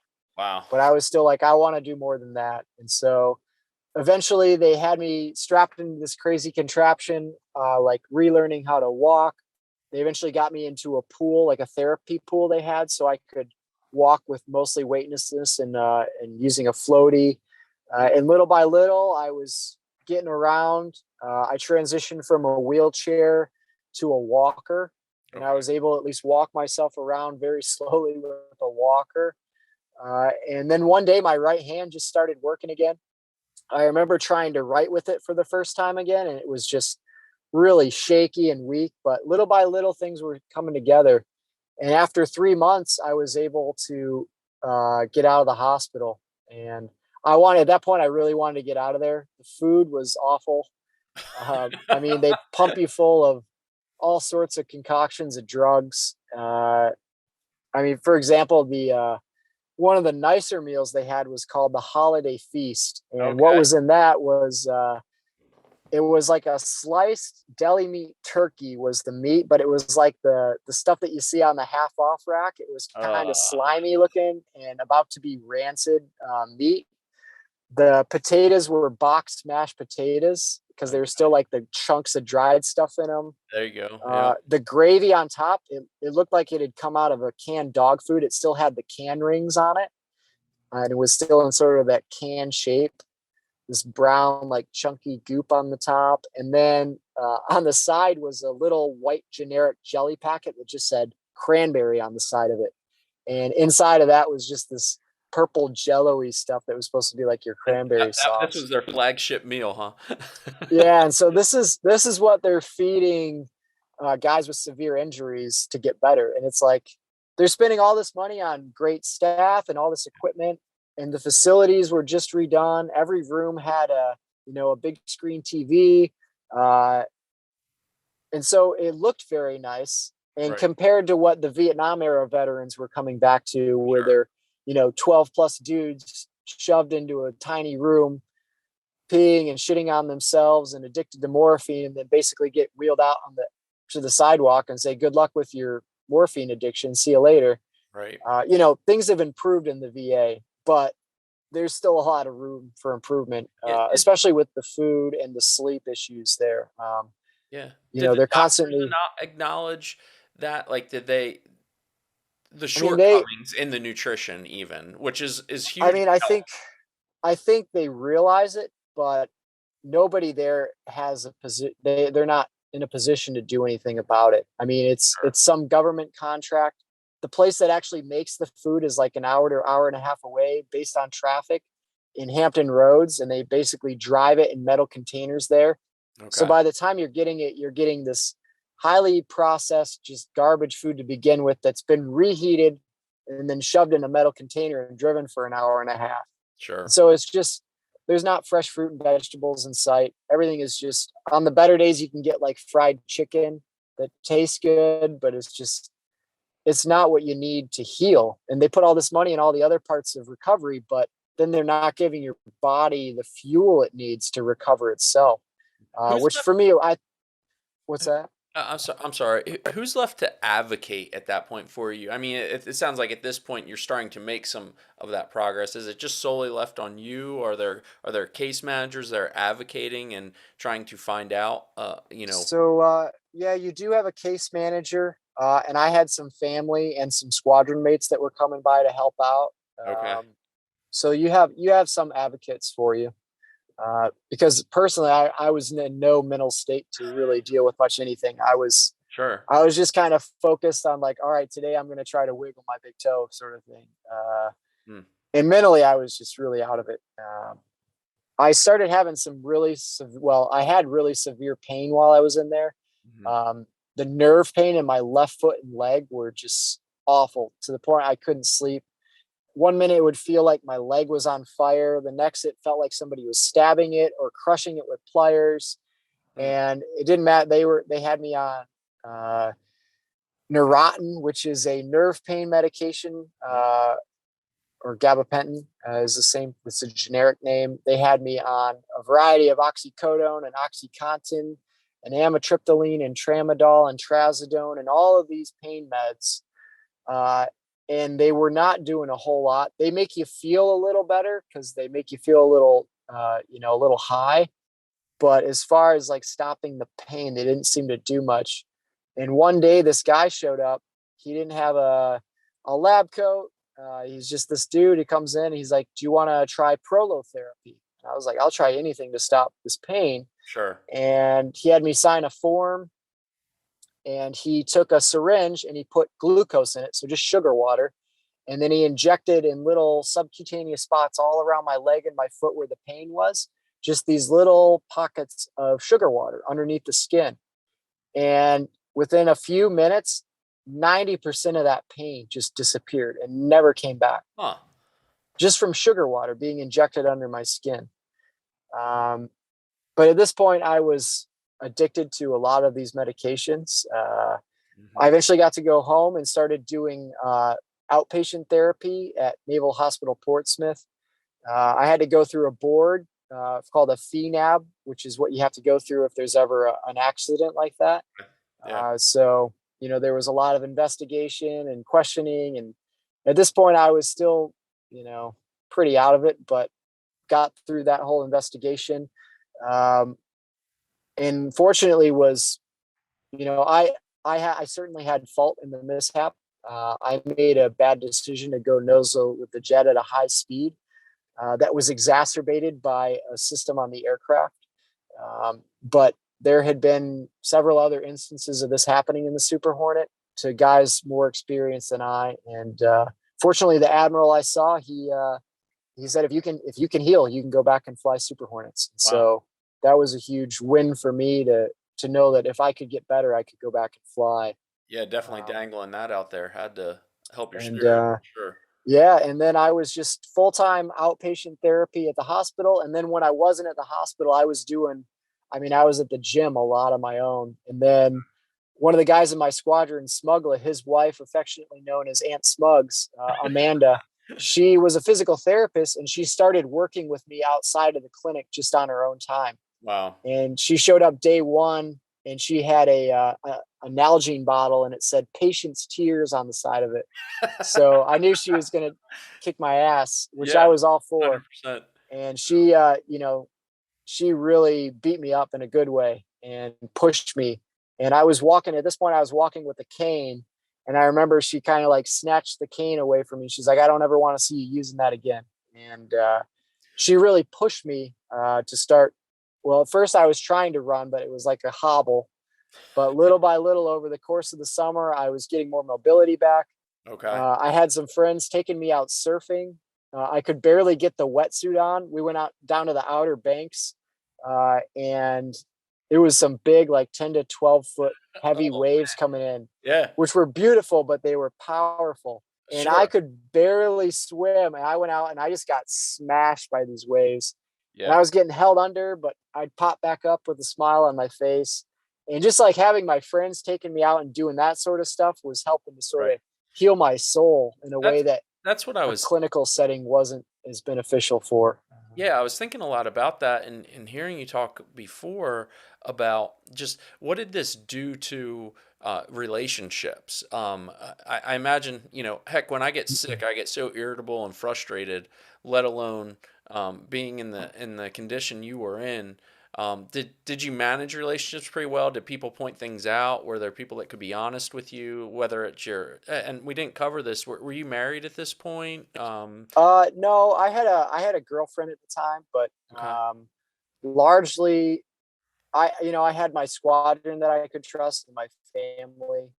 Uh, and unfortunately, the relationship didn't go well after everything that had happened. But uh, I did have support from friends and squadron mates and family. That okay. was really crucial because I was still pretty out of it at this point mentally. But yeah, I just had a lot of friends that were kind of scooping me up and taking me out and doing fun stuff. My friend Aaron, call sign Spicoli, he's a Super Hornet pilot also, and he took me out and he's like, "Hey, we're gonna go do some downhill mountain biking." And at this point, Did he like know what you just went through? I had done some trail riding, so I was somewhat comfortable like doing some basic mountain biking, but to Sure. go to a downhill mountain bike and like go through these big steep rock gardens and jumps and all of it. But he was just encouraging and I was all for it. And so, I got a nice big full face helmet. I had pads and all the gear, so I was kind of protected and I went out and I could barely use the brakes or hold on to the handlebars, but little by little, I just kept at it, and that stuff really helped me get better too. Were you on some type of restricted duty at this point, or what was your role? Yeah, I was on what's called limited duty, and Okay, so I still had like an office job. I had some very limited responsibilities when I wasn't doing rehabilitation, but my primary job was just rehabilitating. sure. And after 2 years of all that, I was able to max out the Navy's physical fitness standards again. Wow. It felt like my brain was back. I really was doing well, and I got to go back and fly Super Hornets. Um, I went back through the F-18 training syllabus at VFA 106 Okay. and graduated out of there again and was doing really well. I graduated at the top of my class. I was just crushing it, and I thought I was really good. I had had a few times where I had some mental lapses, but I just kind of ignored them and was like, my brain's still healing. That's not a big deal. I'll get through this. And I just kind of kept pushing on. Uh, I was assigned to VFA 136 Nighthawks out of NAS Lemoore, California. I moved out there at this point. I was married. So my wife and I moved out there and I was back in the fleet and doing cool stuff with jets again, and really thought I had made a full recovery. And I was out on a flight. We had done a detachment down to Tyndall Air Force Base for what's called INWESIP, which is a Okay. weapon shoot exercise, where you get to go out and you get to shoot a live missile at a drone. Wow. And so there was a squadron of Hawaiian Raptors, the F-22 Raptor squadron that was down there at the same time. And so on this flight, I got to go out and I got to shoot an AIM-9 Mike Sidewinder at a drone. And then afterwards, I met up with this other F-22 Raptor and we did what's called DACT, which is just similar air combat training. And so we got to Mm, basically dogfight each other. And I remember vividly fighting the F-22 Raptor and just how cool it was to see that thing move like a yeah. spaceship as we fought. And got back from the flight and I was watching my tapes and the debrief, and I realized I remembered almost nothing from the missile shoot part of the flight. And so I was pretty concerned, like to have such a big mental lapse like that.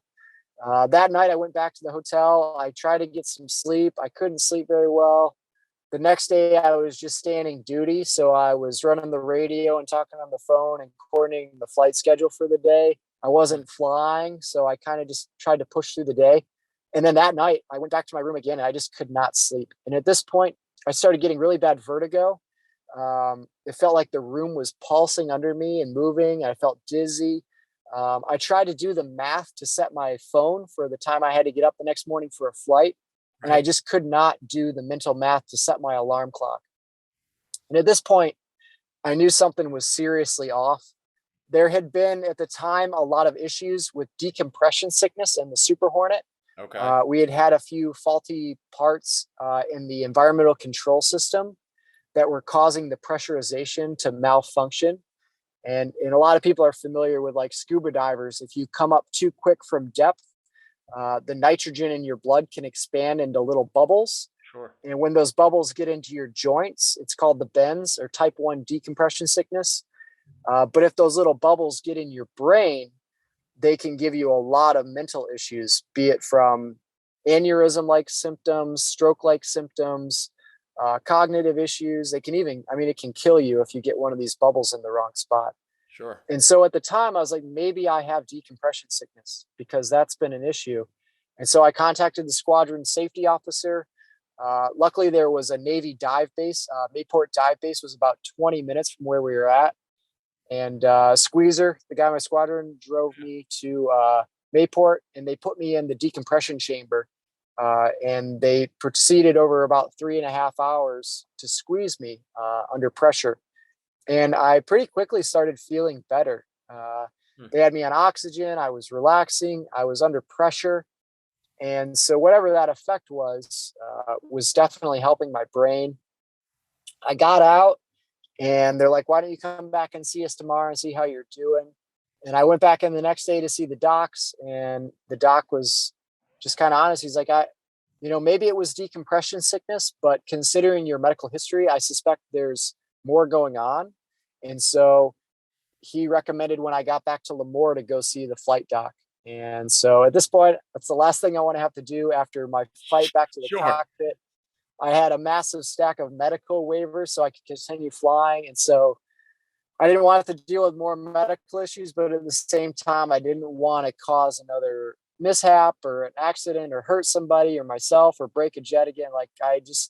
It was a hard decision, but I didn't want things to go bad. And so I went into medical, and they very quickly started to focus on the mental health side of things. I went to psychiatry.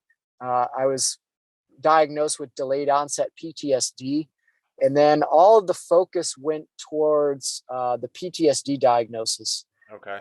They started me on more medications, which I really didn't want to have to do, especially after going through all the withdrawals that I had to get off all those other pharmaceuticals I was on after the crash. Yeah. But they're kind of painted as the only option. And so eventually they had me on a drug called Seroquel or quetiapine. Mm-hmm. And it was to help me sleep because I just was not sleeping hardly at all for months on end. And so my mental functioning was getting worse and worse. But once they started me on that medication, I went from I was having paranoia and hypervigilance, which is common with traumatic brain injury. But then it kind of got worse in a big way. And I started to go into psychosis.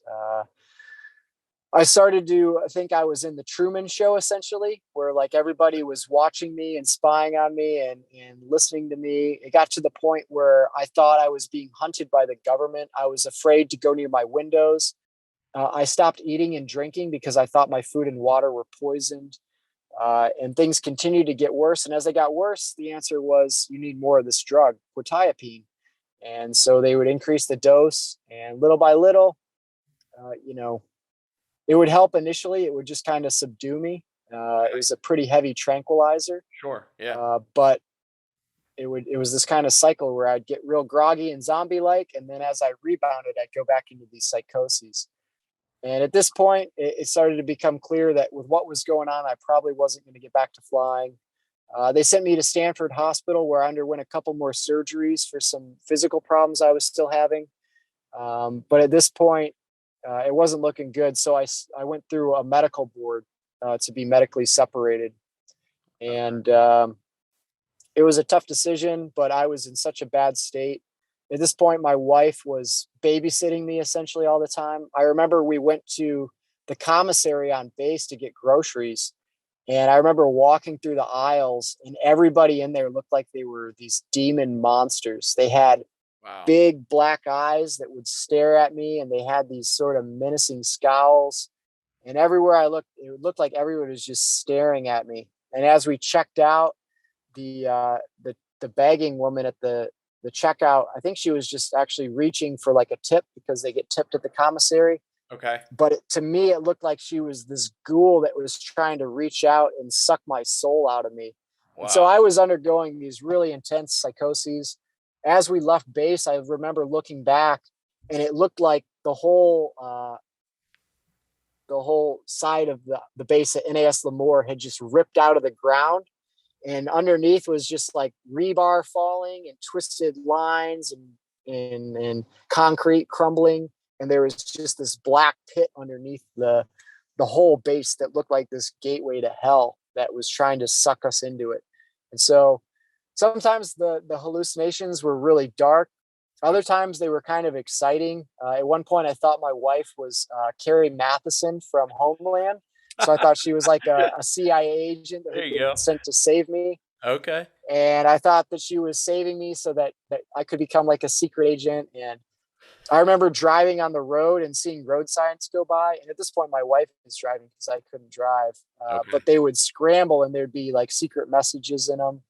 So sometimes the hallucinations were exciting. A lot of times they were terrifying. Yeah. What Um, what but was this? What was the response from medical staff? Were you able to communicate these things like in lucid moments of like, hey, this is what I'm experiencing, or were you afraid to speak up about that kind of stuff for what they might think? What was that process?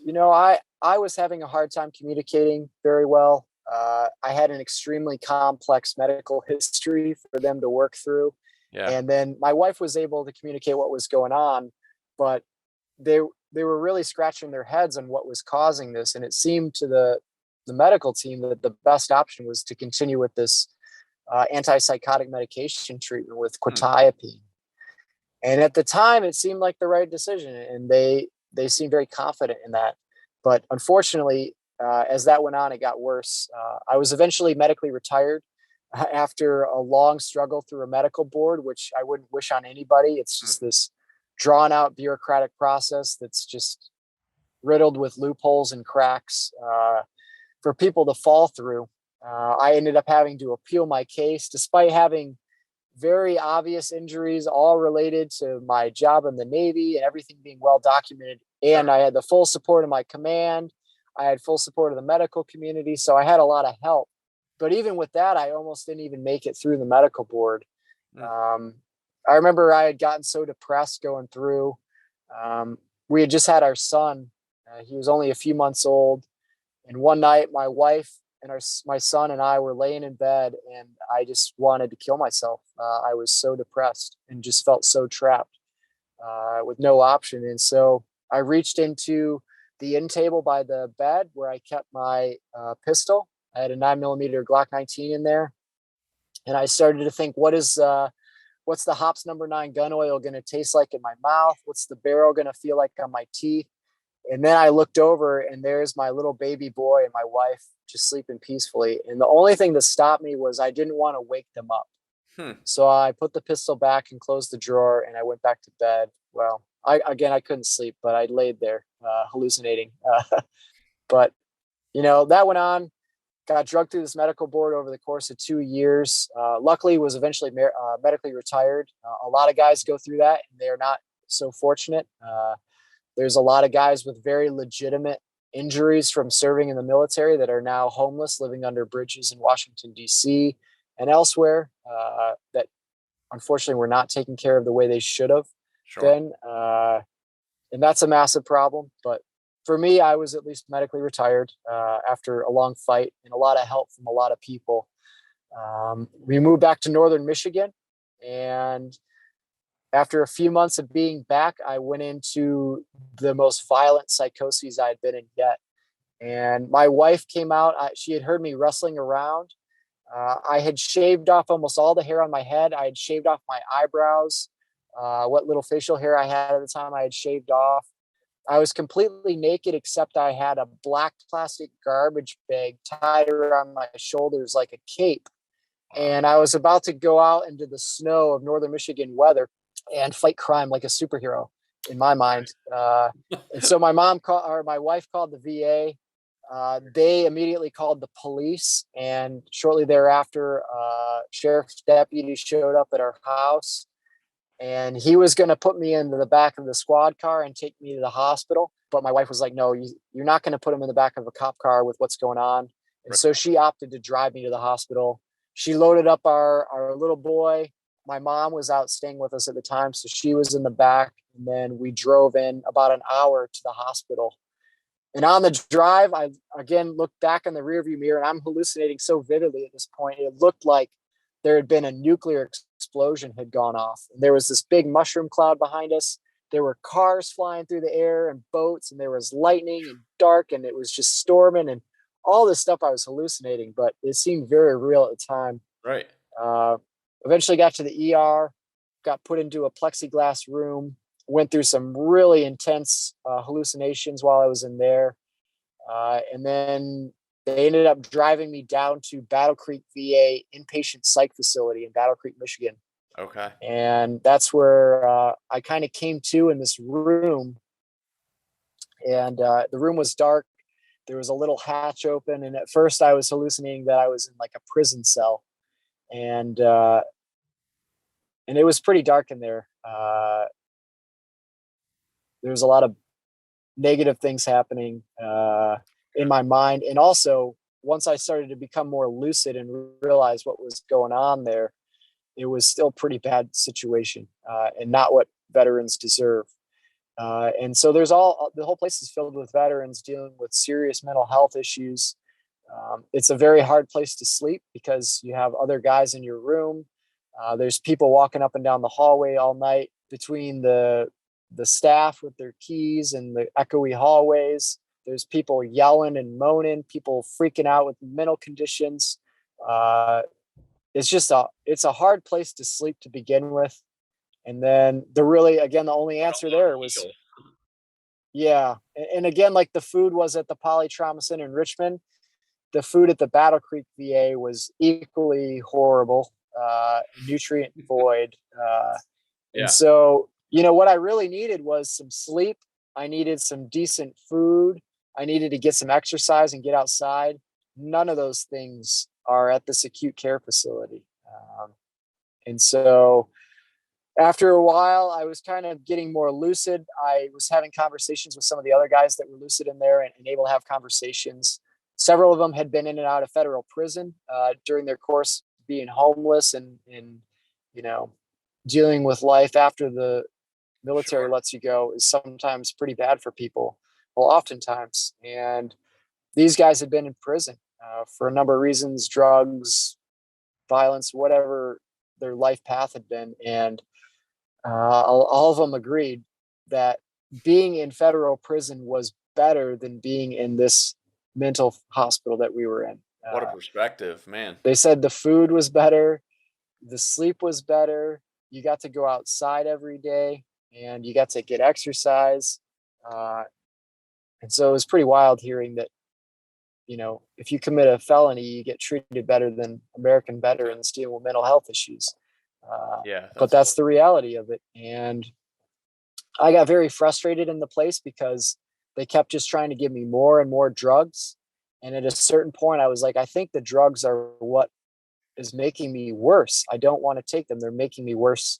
And then when you resist that, they don't like it. And it got to the point where I was planning an escape to get out of there. I was voluntarily admitted, but they would not let me go home at my own free will.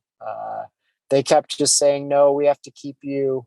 And maybe in another week, we'll be able to see you with the docs and have a better. And at first, I was patient.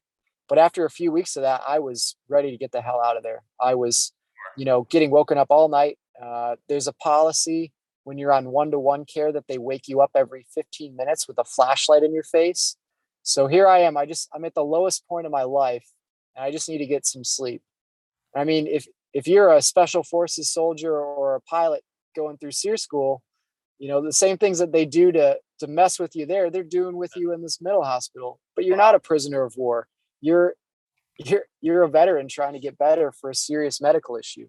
Yeah. But they're waking you up all the time. They're feeding you garbage.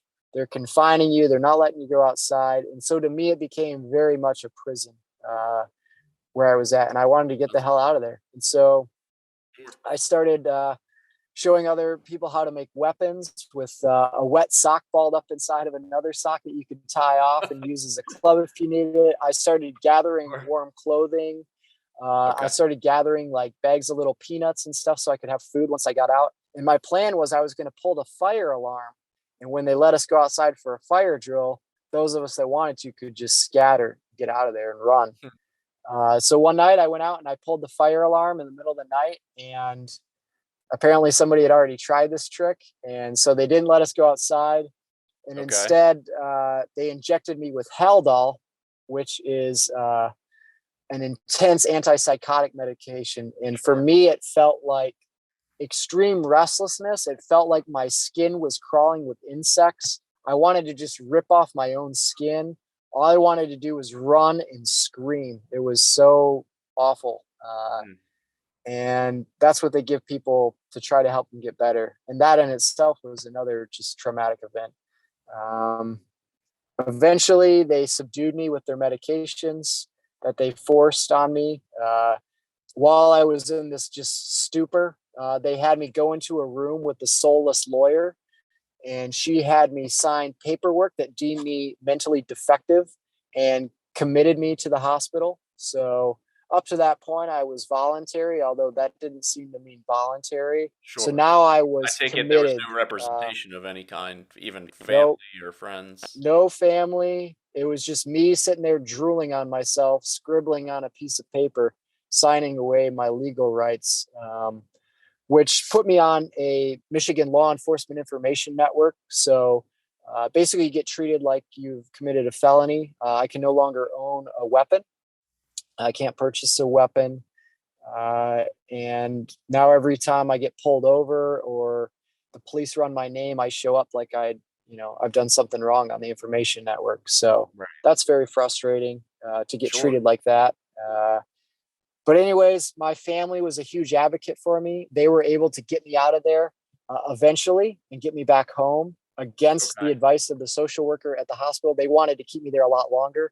Sure, Fortunately, they my have to mom, document that too, and yeah, and unfortunately, my wife is she's an ER trauma nurse, so she had a lot Okay. of experience dealing with psych patients. My mom's a physician. My dad worked in healthcare, so they were able to, under their special circumstances, take me under and take me back home.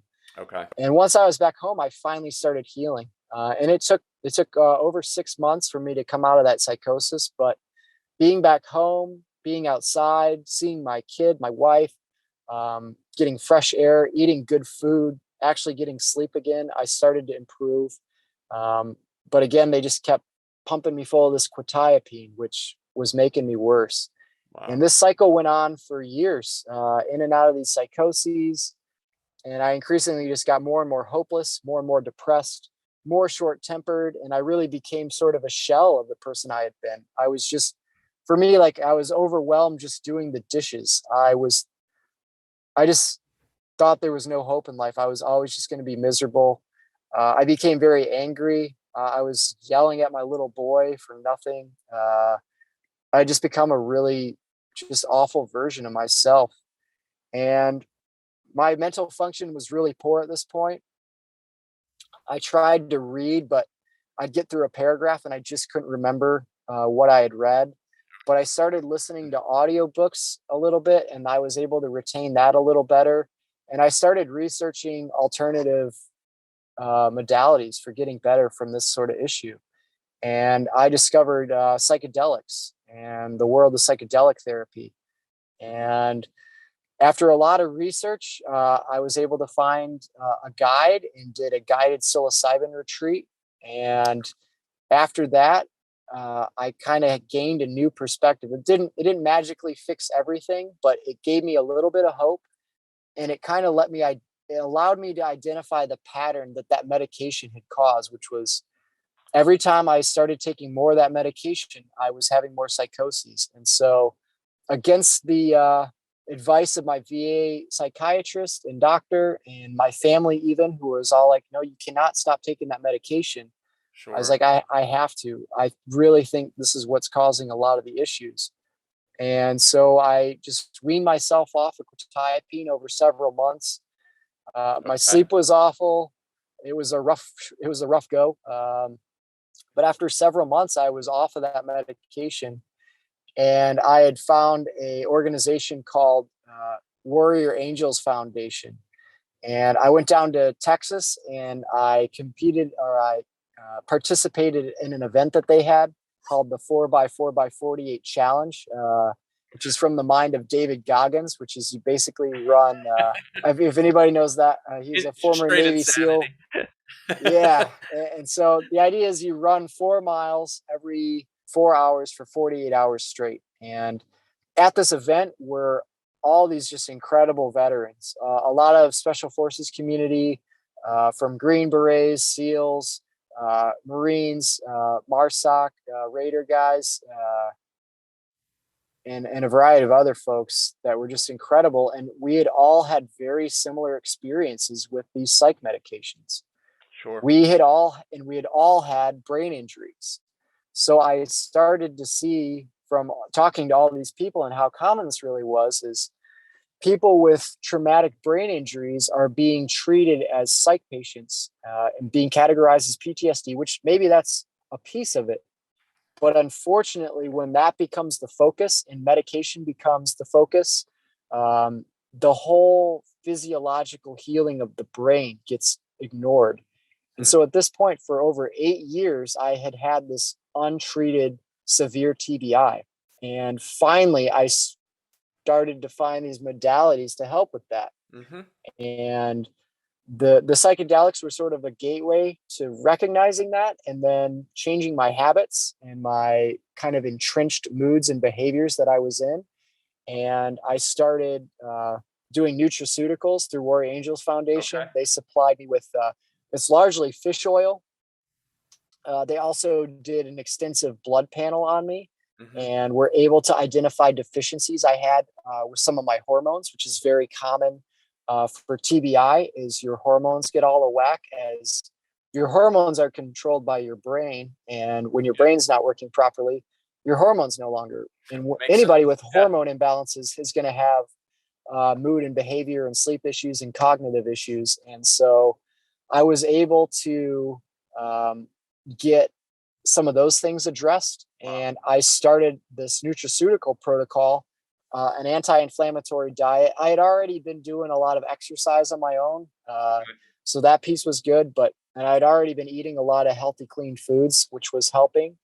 Uh, but kind of putting all these things together was creating an anti-inflammatory environment in my brain that reduced all the inflammation that was in my brain. And then once that inflammation is decreased by eating healthy foods and healthy fats like that are in fish oil, the brain is able to rebuild and regrow. And for so long, I just heard from so many doctors that like the brain, once it's injured, it can't regenerate. It's not like the rest of your body, but it turns out your brain can regenerate and you can heal your brain. And so now, since last January, I have actually been having my brain healed. I was invited by an organization called Heroic Hearts Project, Okay. run by a former Army Ranger named Jesse Gould. He invited me to Peru, where I underwent a week-long ayahuasca ceremony, and that was hugely healing of my soul. And I guess the easiest way to explain it is I basically saw what God is and felt part of, connected to everything again. And you can call it whatever you want, God, spirit, the Yeah. No, interconnectedness I of got all of it. And I don't even really know what it was, but I experienced it firsthand and felt it. And I continue to feel that connectedness, that we are all sort of part of the same thing. And that just to feel reconnected to the human race and to the planet again after Sure. feeling so disconnected and cut off for so long and alone, was hugely healing. And then uh, Donna Cranston and an organization called Defenders of Freedom invited me to Texas My friend Kelsey Sharon from Brass and Unity, she got me involved with Donna. She's also a combat veteran that had gone through some of these programs herself.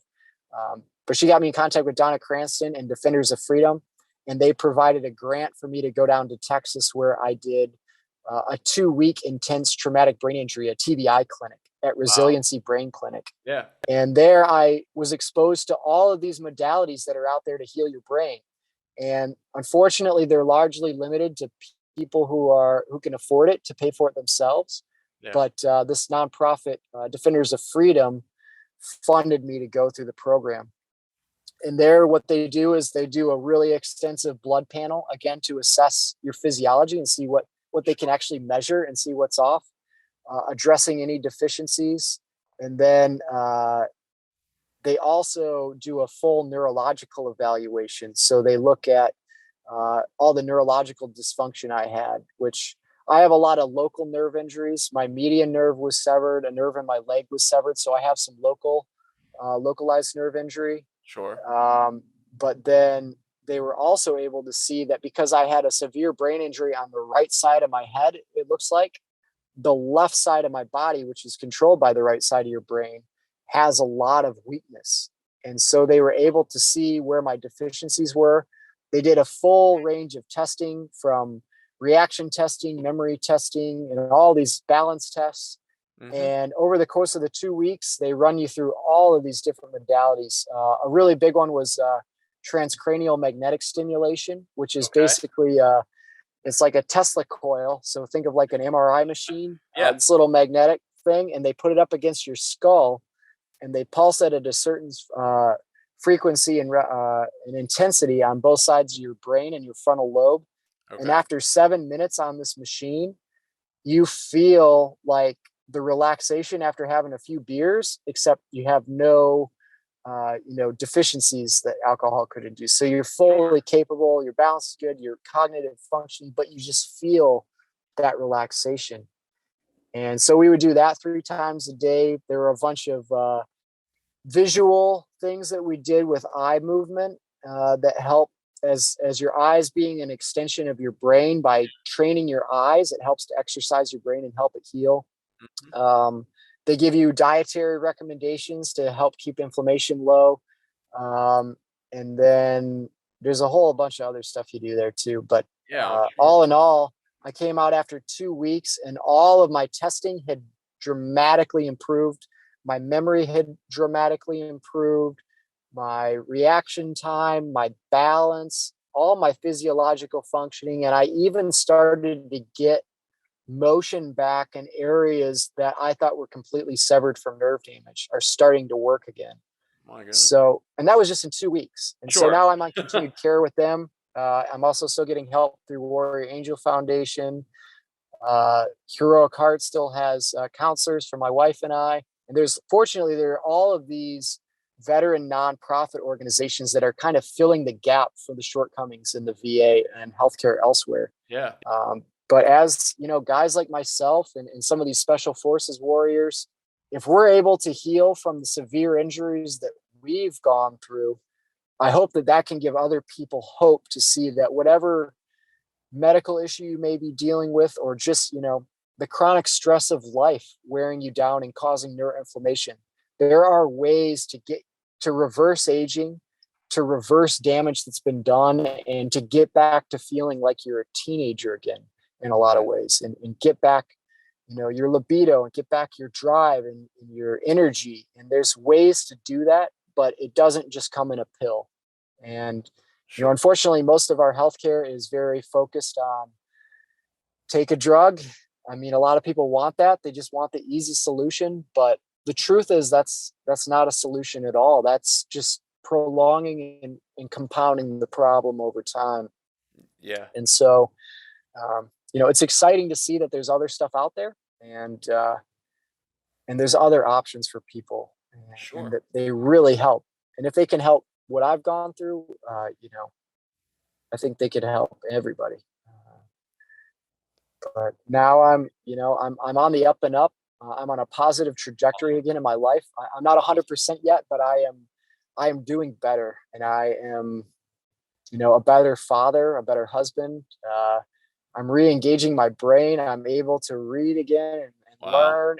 And I think as this trajectory continues, it's going to get really good. And I don't know what's next in my chapter of life. I'm just kind of coming out of this fog I've been in for so long, but Sure. I'm excited that there's, this whole world out there for me to explore again. Yeah. And now I don't feel destroyed by medications, and I feel hopeful and positive, and I feel good again. Yeah. And No, that that's that that's message, I huge. mean, is it just listening to it, and you think about the reach of every person, and has family members and friends impacted by situations where it is a symptom treatment, not a healing direction, that our Yeah, healthcare is in. I mean, it's a massively complex issue with so many moving parts, but the more voice that we can give to people to be like, hey, these are the specific modalities to be able to go in direction, and being a more effective communicator, eating the things properly. What are the medications that you need to take to get to a place to be able to do those things, which is a big mental health question. And is there a place for that? And those are all questions that have to be addressed. And I appreciate you bringing so much light to that. And again, even in the psychedelic range of, those things can't be studied here because of different laws and whatnot, which is another. fortunately, fortunately, there is a lot of research going on right now with them. Good. MDMA has just been approved for treatment, as well as ketamine, which are both hallucinogens. And then currently, psilocybin from psilocybin mushrooms is in the approval process. So there is a big push through organization like Vet Solutions, which is Mhm. run by Marcus and Amber Capone.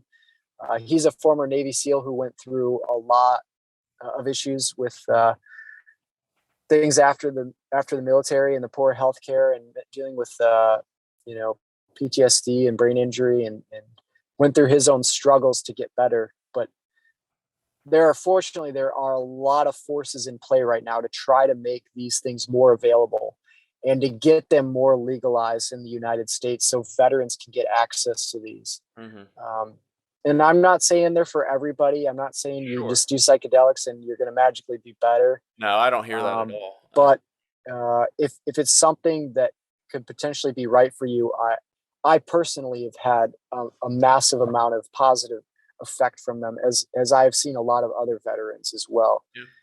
And that's just one component to it. With a brain injury and physical injuries, there's a lot more to it than just that. But it is an important piece, and it's a piece that can really help reconnect you and give you hope again, Yeah. if done correctly with the right support. Yeah, no, I love that perspective, and it's never going to be a one size fits all solution, but for you to, have I mean, your own abilities, and then to have advocates for people to say, hey, these are options and they're worth looking into. And then there's the education piece of how do you educate the medical community on this stuff that has been in, traditionally going down one path. And Yeah. in many cases, it's not in a malicious type way, or hey, Right.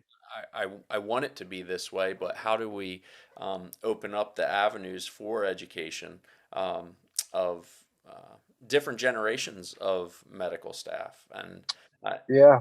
think, And I think there is a transformation going on. There is a revolution going on to push this more holistic healing forward, but it does take time. And and I know a lot of people are out there struggling right now, maybe considering suicide, feel trapped just through the VA system, through the pharmaceutical world.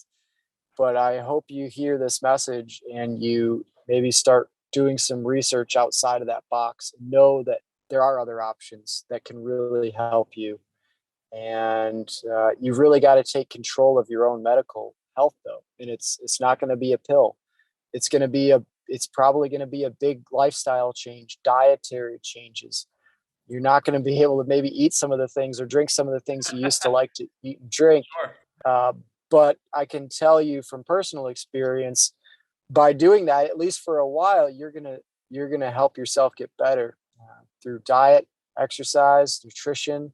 I encourage you to look up some of these organizations and apply to do some of these programs, depending on Yeah. what you're interested in.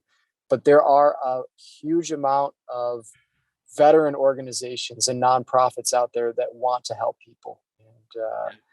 And I really encourage you, whoever you are, to try to get out there and apply. And I think the more of us that heal, first responders and veterans of the military, I think we can kind of be a leader in this revolution in health and help other people, because I know, there's a lot of people out there in the world that are really struggling in the healthcare system, especially in the United States. I mean, it's just such Absolutely. a pharmaceutical based system that's pretty broken right now. Yeah. But No, it's a huge part of the conversation. Whenever you hear with all the acts of evil and tragedies that happen in the world, people are like, "What's at the core? How do we change this? What do I do?" And it's like introducing things like this into that conversation. It's like these are the steps. While it's big and broad, we have to be maybe looking at things differently than what we've traditionally been looking at them as. And so right. I hear that loud and clear in what you're saying.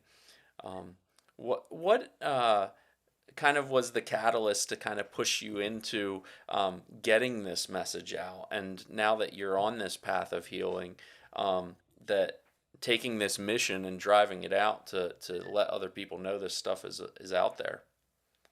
So I just know how impactful it was for me just to talk to other veterans that had gone through the same situation that I had in a lot of ways, Sure. who had similar complex injuries and brain injury and PTSD diagnoses, that had been through the pharmaceutical world and had been in these dark places and depressed and suicidal and just no hope. But simply by hearing that I wasn't alone in that and hearing that there are really other options out there, um, it was hugely impactful to me, for me to continue seeking those treatments and going a different route and getting my life back. And so I feel it's my duty in a big part to share that message with other people so that they can maybe listening to your podcast is their exposure to this for the first time, to hear somebody talk about this and that there is something out there other than just take your drugs and shut up and go home and be miserable the rest of your life. Yeah. um, so I hope that, we're fortunate that we live in this country and the freedom of speech, and that there's this huge amount of podcasts out there right now that allow messages like this to be shared. Mm. Whereas maybe some of the mainstream outlets with ties to the pharmaceutical industry aren't so inclined to really Sure. get into the details of what's out there because it threatens the pharmaceutical business model. And at the end of the day, they're a corporation and they're out to increase their profits. I'm not saying they're intentionally evil or malicious, but they want to do what's right for their product, and their product is requires you to be sick and to stay sick and to stay on their products for the rest of your life. That's their business model. But we can break out of that, and I think it starts with talking about it. And that's why I'm really excited to be here speaking with you and Yeah, man. talking on podcasts. And I'm in the process of writing a book about what's Right happened. on. That was a question I have And for you.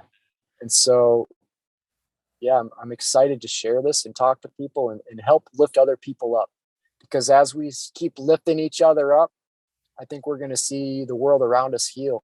And when we can go from 8 billion plus apex predators that are just kind of draining our planet and miserable and mental health issues, as we start to evolve and become the best versions of ourselves, I think we can become shepherds of the world again, and really revolutionize the way the world is going, and what can seem kind of like a hopeless situation we're Again. trembling down into right now. So thank you again for having me on and get a chance to speak with this and reach more people.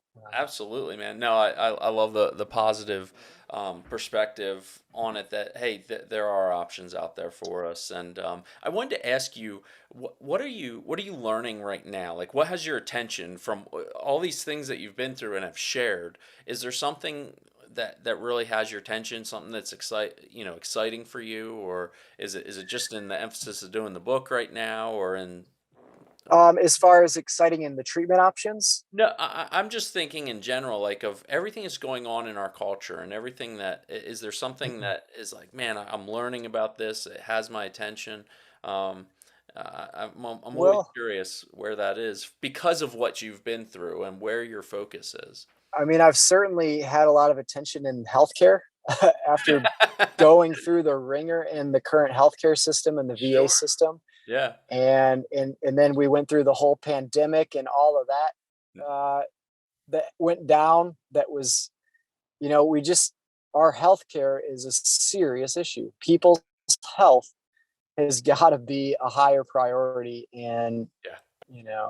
that's been a big interest. I've been reading a lot on that. And there's a really good book called Sickening: How Big Pharma Broke American Healthcare by Okay. Dr. John Abramson. If you really want to dig into the way the pharmaceutical industry has been functioning, Uh, and I'm not saying they're all bad. They provide some beneficial things, Absolutely. uh, Yeah. but they've kind of become such a big dog on the block that they're They're dominant. refereeing themselves, and they're using their influence, to benefit themselves, but that's not Mhm. always in the interest of the health of the world or the American people, and to be specific. Yeah. So that's been a big focus. Cool. Healthcare has been very interesting. Nutrition, diet, exercise, and just a lot of holistic, spiritual healing, psychedelics, and this just sort of continuing revolution of the human that I think we're kind Yeah. of on the precipice of transitioning into here. Are you It's still very downhill exciting. biking? Yeah, yeah. So All right. that's been that's been one of my big tools for recovery, is because my legs were so jacked up. Running had become really hard, so Uh-huh. I got more and more into the biking side of things because that's a low impact sport that I can Absolutely. do and have fun with. And so I've been racing mountain bikes more and more. I've been getting into more of the ultra endurance world. Sweet. I'm currently training for a ultra endurance mountain bike race. It's supposedly the most difficult single day mountain bike event on the planet that people fly from all over the world to come do. Wow. It's up in Marquette, Michigan. It's Okay. called the Margie Gessick 100. It's about 110 miles of extremely technical, brutal terrain, which a lot of it you can't even ride your bicycle. You're climbing up it and hiking, with about 12,000 feet of elevation gain throughout the Man. course. Wow. And the elite athletes finish in about 12 hours. And most people take more like 16 to 20 hours to Okay. finish on the bike. And so I've been training now this summer to complete that. That's in September. Right And on, that's been my kind of focus in the morning. I usually get up before the sun. man. I do a lot of my training with a headlamp and a light on my bike, and I go out in the dark, and it's just me and the deer There you and the go. raccoons and the coyotes and the nightlife early in the morning. And that's just doing that's hugely therapeutic for me. Just being out in nature, Yeah. blasting through the woods under the light of my headlamp is hugely therapeutic. Good But deal. that's been a big focus, and my goal this year is just to complete it. I don't know if I'm really going to be racing it per se, but I want to be able to The finish it. achievement. Sure. So, Yeah. so for me, I really like having like a really big goal that almost seems impossible, but then just chipping away at it little by little and doing it intelligently and incorporating it in my habit patterns so that I can eventually do it. And Yeah. I'm Awesome. applying the same mentality that got me through everything I've been through, got me to be a fighter pilot, got me recovered to begin with, got me back in the jet, got me through all the mental health stuff. And I'm just continuing to do that. I set a goal, and I do what I can in my daily habits to work towards it. Yeah. No, I can only imagine. I can, thinking through just your family, your wife, your son. I mean, all those people that are I'm sure, everything to you, and you're everything to them, and what you're able to provide just on the home front alone. And now that you're kind of having the courage to step out and speak about this stuff is going to be, I mean, we don't even know where that can go. And I hope more people continue that have these experiences that you're having in your healing journey. And I want that message out more, because we're seeing more and more of the problems out there. But brother, we'll connect I'd like to get all the different organizations and things that you mentioned. Make sure we can sync those up in the notes, and put any information about there so everybody listening can just go right there and make sure that if they want to explore those options, that they have the ability to do that. And Yeah, I would love to be happy to share them and cool. spread the How do people message. connect directly with you? Or how can they do that? The best way, if Instagram will still allow it, which I've been noticing some, I don't know what you want to call it, some shadow banning maybe on Yeah, there. probably. I went from like every day I was getting like dozens of messages and I could barely keep up talking to people and had tons of people add me as a friend and looking at my stuff. And now it's like, it seems like the things I'm putting out aren't reaching anybody, but you should hopefully still be able to find me on Instagram. And that's the best way to connect and reach out. And I'm happy to answer, uh, genuine questions of people. Yeah. But my Instagram is Kegan Smurf Gill, all one word. So Kegan is Kegan. Smurf is in like the Smurfs, Smurf, and my last name Gill, Gill. So Kegan Smurf Gill, and you should be able to find me on Instagram, hopefully. Right on. Uh, Yeah. and I'd be happy to share more with people. Awesome. No, we'll sync that up. When can we expect a book? What's your goal for that? So I'm just kind of chugging along little by little. I'm a full time dad right now, so I I usually hear do that. that in the evening before bed. Sure. So I don't know. Maybe in the next year or so. It's not a rush, and I'm just trying to take my time with it and do it right. And Yeah. I'm working with some really good guys to help me through the publishing process and get that out. But maybe in another year or so. I don't have a timeline on it or anything, but Cool. I'll be excited to share it once it's out. Sounds good, man. Well, hey, if you ever need a good hunting trip or a fishing trip, or you're over here in on the eastern shore of Maryland, you hit me up, man. If there's any way Yeah, I'd that love to. myself or the Interrupted podcast can help get the message out, please stay in touch, and we'll continue to keep people updated on progress and stuff. But I would love to connect again. Hopefully, once that book comes out, we'll definitely drive that out there for you. So, um, Cool. I appreciate it again, man. This has been just an incredible conversation. I've learned so much, even after hearing your story other times. Just little nuances to every conversation is always exciting. I look forward to moments like this. So, you take care of yourself, brother. And any final thoughts for everybody tuning in? Thank you again for having me on, and thank you to everybody who's helped me get to where I'm at. It's been a massive amount of support of friends and family and these organizations that have taken me under their wing. Sure. And for everybody out there, that's maybe struggling through life, whatever that might be, there's hope. But you gotta have the will to take control of your life and do what's right for you and prioritize your health over everything and get yourself back on track. But there's a way. So I love it, man.